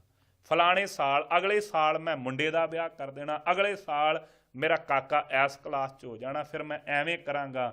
ਉਹਨਾਂ ਨਾਲ ਵੀ ਐਸੇ ਸੰਬੰਧ ਬਣਾਏ, ਤੁਹਾਨੂੰ ਅਗਲੇ ਸਾਲ ਆਹ ਲੈ ਦੇਵਾਂਗਾ, ਜੇ ਇੰਨੇ ਨੰਬਰ ਲੈ ਆਵੇਂਗਾ ਤੇ ਤੈਨੂੰ ਆਹ ਲੈ ਦੇਵਾਂਗਾ। ਸਤਿਗੁਰੂ ਸਾਹਿਬ ਕਹਿੰਦੇ ਸਾ ਵੇਲਾ ਚੇਤ ਨਾ ਆਵੇ, ਉਹ ਵੇਲਾ ਇਹਨੂੰ ਚੇਤੇ ਨਹੀਂ, ਅਥਵਾ ਇਹਨੂੰ ਪਤਾ ਹੀ ਨਹੀਂ ਕਿ ਕਿਸ ਸਮੇਂ ਆਣ ਕਰਕੇ ਇਹਦੀ ਮੌਤ ਇਹਨੂੰ ਲੱਗ ਜਾਣੀ ਹੈ। ਕਿਉਂ ਭਾਈ? ਇਹ ਜਿਹੜਾ ਦਮ ਹੈ, ਜ਼ਿੰਦਗਾਨੇ ਦੁਨੀਆ ਹੈ, ਇਸ ਕਦਰ ਕਿ ਹਰ ਸਾਹ ਪੇ ਬਮਾ ਹੈ, ਕਹੀਂ ਆਖਰੀ ਨਾ ਹੋ। ਇਹ ਭਾਈ ਦੁਨੀਆ ਦੀ ਜਿਹੜੀ ਬਣਾਉਤ ਹੀ ਪਰਮੇਸ਼ਰ ਨੇ ਇਸ ਤਰੀਕੇ ਦੀ ਬਣਾਈ ਹੈ, ਆਉਂਦੇ ਜਾਂਦੇ ਸਾਹ ਕਰਕੇ ਪਤਾ ਹੀ ਨਹੀਂ ਕਿ ਕਿਹੜਾ ਆਖਰੀ ਹੋਣਾ ਹੈ। ਪਰ ਫਿਰ ਵੀ ਦੇਹਾਂ ਬਨ ਕਰਕੇ ਆਉਣ ਵਾਲੇ ਸਮਿਆਂ ਦੀ ਚਿੰਤਾ 'ਚ ਪਿਆ ਹੋਇਆ ਹੈ। ਕਿਰਪਾਲੂ ਸਤਿਗੁਰੂ ਸਾਹਿਬ ਕਹਿੰਦੇ ਸਾ ਵੇਲਾ ਚਿਤ ਨਾ ਆਵੈ, ਉਹ ਵੇਲਾ ਇਹਨੂੰ ਚੇਤੇ ਨਹੀਂ ਆਉਂਦਾ। ਜਿਤ ਆਏ ਕੰਟਕ ਕਾਲ ਗ੍ਰਸੈ, ਜਦੋਂ ਆਣ ਕਰਕੇ ਇਹ ਜਿਹੜਾ ਕਾਲ ਹੈ ਇਹਨੂੰ ਗ੍ਰਸ ਲੈਣਾ, ਖਾ ਜਾਣਾ ਹੈ ਜੀ। ਤਿਸ ਨਾਨਕ ਲਏ ਛਡਾਏ। ਪਰ ਕਿਰਪਾਲੂ ਸਤਿਗੁਰੂ ਕੀ ਕਰੀਏ, ਕੋਈ ਉਪਾਅ ਦੱਸੋ। ਗਰੀਬ ਨਵਾਜ ਸਤਿਗੁਰੂ ਸਾਹਿਬ ਕਹਿੰਦੇ ਭਾਈ ਉਹਨਾਂ ਨੂੰ ਪਰਮੇਸ਼ਰ ਵਾਹਿਗੁਰੂ ਛਡਾ ਲੈਂਦਾ ਹੈ। ਕਿਹਨਾਂ ਨੂੰ ਜੀ? ਜਿਸ ਕਿਰਪਾ ਕਰ ਹਿਰਦੈ ਵਸੈ। ਜਿਨ੍ਹਾਂ ਤੇ ਕਿਰਪਾ ਕਰਕੇ ਕਿਰਪਾਲੂ ਸਤਿਗੁਰੂ ਉਹਨਾਂ ਦੇ ਹਿਰਦੇ ਵਿੱਚ ਵਸ ਜਾਂਦਾ ਹੈ, ਉਹਨਾਂ ਤੇ ਦਿਆਲਤਾ ਕੀਤੀ ਹੈ। ਜਿਨ੍ਹਾਂ ਸੰਤਾਂ ਮਹਾਤਮਾ ਮਹਾਂਪੁਰਖਾਂ ਭਗਤਾਂ ਤੇ ਉਹ ਪਰਮੇਸ਼ਰ ਨੇ ਆਪ ਕਿਰਪਾਲਤਾ ਕਿਰਪਾ ਕੀਤੀ ਨਾ, ਜਿਨ੍ਹਾਂ ਦੇ ਹਿਰਦੇ ਵਿੱਚ ਆਪ ਆਣ ਕਰਕੇ ਵਸ ਗਿਆ ਹੈ, ਉਹਨਾਂ ਤੇ ਦਿਆਲਤਾ ਦ੍ਰਿਸ਼ਟੀ ਕਰਕੇ ਪਰਮੇਸ਼ਰ ਵਾਹਿਗੁਰੂ ਨੇ ਉਹਨਾਂ ਨੂੰ ਭਾਈ ਛਡਾ ਲੈਣਾ ਕੀਤਾ ਹੈ। ਕਿਰਪਾ ਕਰਕੇ ਜਿਨ੍ਹਾਂ ਦੇ ਹਿਰਦੇ ਵਿੱਚ ਉਹ ਪਰਮੇਸ਼ਰ ਆਪ ਵਸਿਆ ਹੋਇਆ ਹੈ। ਇਹ ਗਰੀਬ ਨਿਵਾਜ ਸੱਚੇ ਪਾਤਸ਼ਾਹ ਮਹਾਰਾਜ ਜੀ ਦਾ ਪਾਵਨ ਪਵਿੱਤਰ ਉਪਦੇਸ਼ ਆਇਆ ਹੈ। ਮੇਰੇ ਕਿਰਪਾਲੂ ਸਤਿਗੁਰੂ ਸਾਹਿਬ ਜੀ ਦੀ ਦਿਆਲਤਾ ਸਦਕਾ ਗਰੀਬ ਨਿਵਾਜ ਸਤਿਗੁਰੂ ਸਾਹਿਬ ਕਿਰਪਾ ਕਰਨ ਭਾਈ ਇਹ ਪਾਵਨ ਉਪਦੇਸ਼ ਸਾਡੇ ਹਿਰਦਿਆਂ 'ਚ ਵਸੇ, ਤਾਂ ਜੋ ਲੋਕ ਸੁਖੀਏ ਪਰ ਲੋਕ ਸਹੇਲੇ। ਨਾਨਕ ਹਰ ਪ੍ਰਭ ਆਪੇ ਮੇਲੇ ਦੀ ਅਵਸਥਾ ਨੂੰ ਪ੍ਰਾਪਤ ਹੋ ਜਾਈਏ। ਹੋਈਆਂ ਗਲਤੀਆਂ ਭੁੱਲਾਂ ਦੀ ਖਿਮਾ ਕਰਨੀ, ਆਗਾਹਾਂ ਤੋਂ ਸਮਤ ਬਖਸ਼ਣੀ ਜੀ। ਦੇਹੋ ਸੱਜਣ ਆਸੀਸੜੀਆਂ, ਜੇ ਹੋਵੇ ਸਾਹਿਬ ਸਿਉ ਮੇਲ। ਲੇਖੇ ਕਤੇ ਨਾ ਛੂਟੀਐ, ਖਿਣ ਖਿਣ ਭੂਲਣ ਹਾਰ। ਬਖਸ਼ਣ ਹਾਰ ਬਖਸ਼ ਲੈ, ਨਾਨਕ ਪਾਰ ਉਤਾਰ। ਸਾ ਵੇਲਾ ਚਿਤ ਨਾ ਆਵੈ, ਜਿਤ ਆਏ ਕੰਟਕ ਕਾਲ ਗ੍ਰਸੈ। ਤਿਸ ਨਾਨਕ ਲਏ ਛਡਾਏ, ਜਿਸ ਕਿਰਪਾ ਕਰ ਹਿਰਦੈ ਵਸੈ। ਵਾਹਿਗੁਰੂ ਜੀ ਕਾ ਖਾਲਸਾ, ਵਾਹਿਗੁਰੂ ਜੀ ਕੀ ਫਤਿਹ।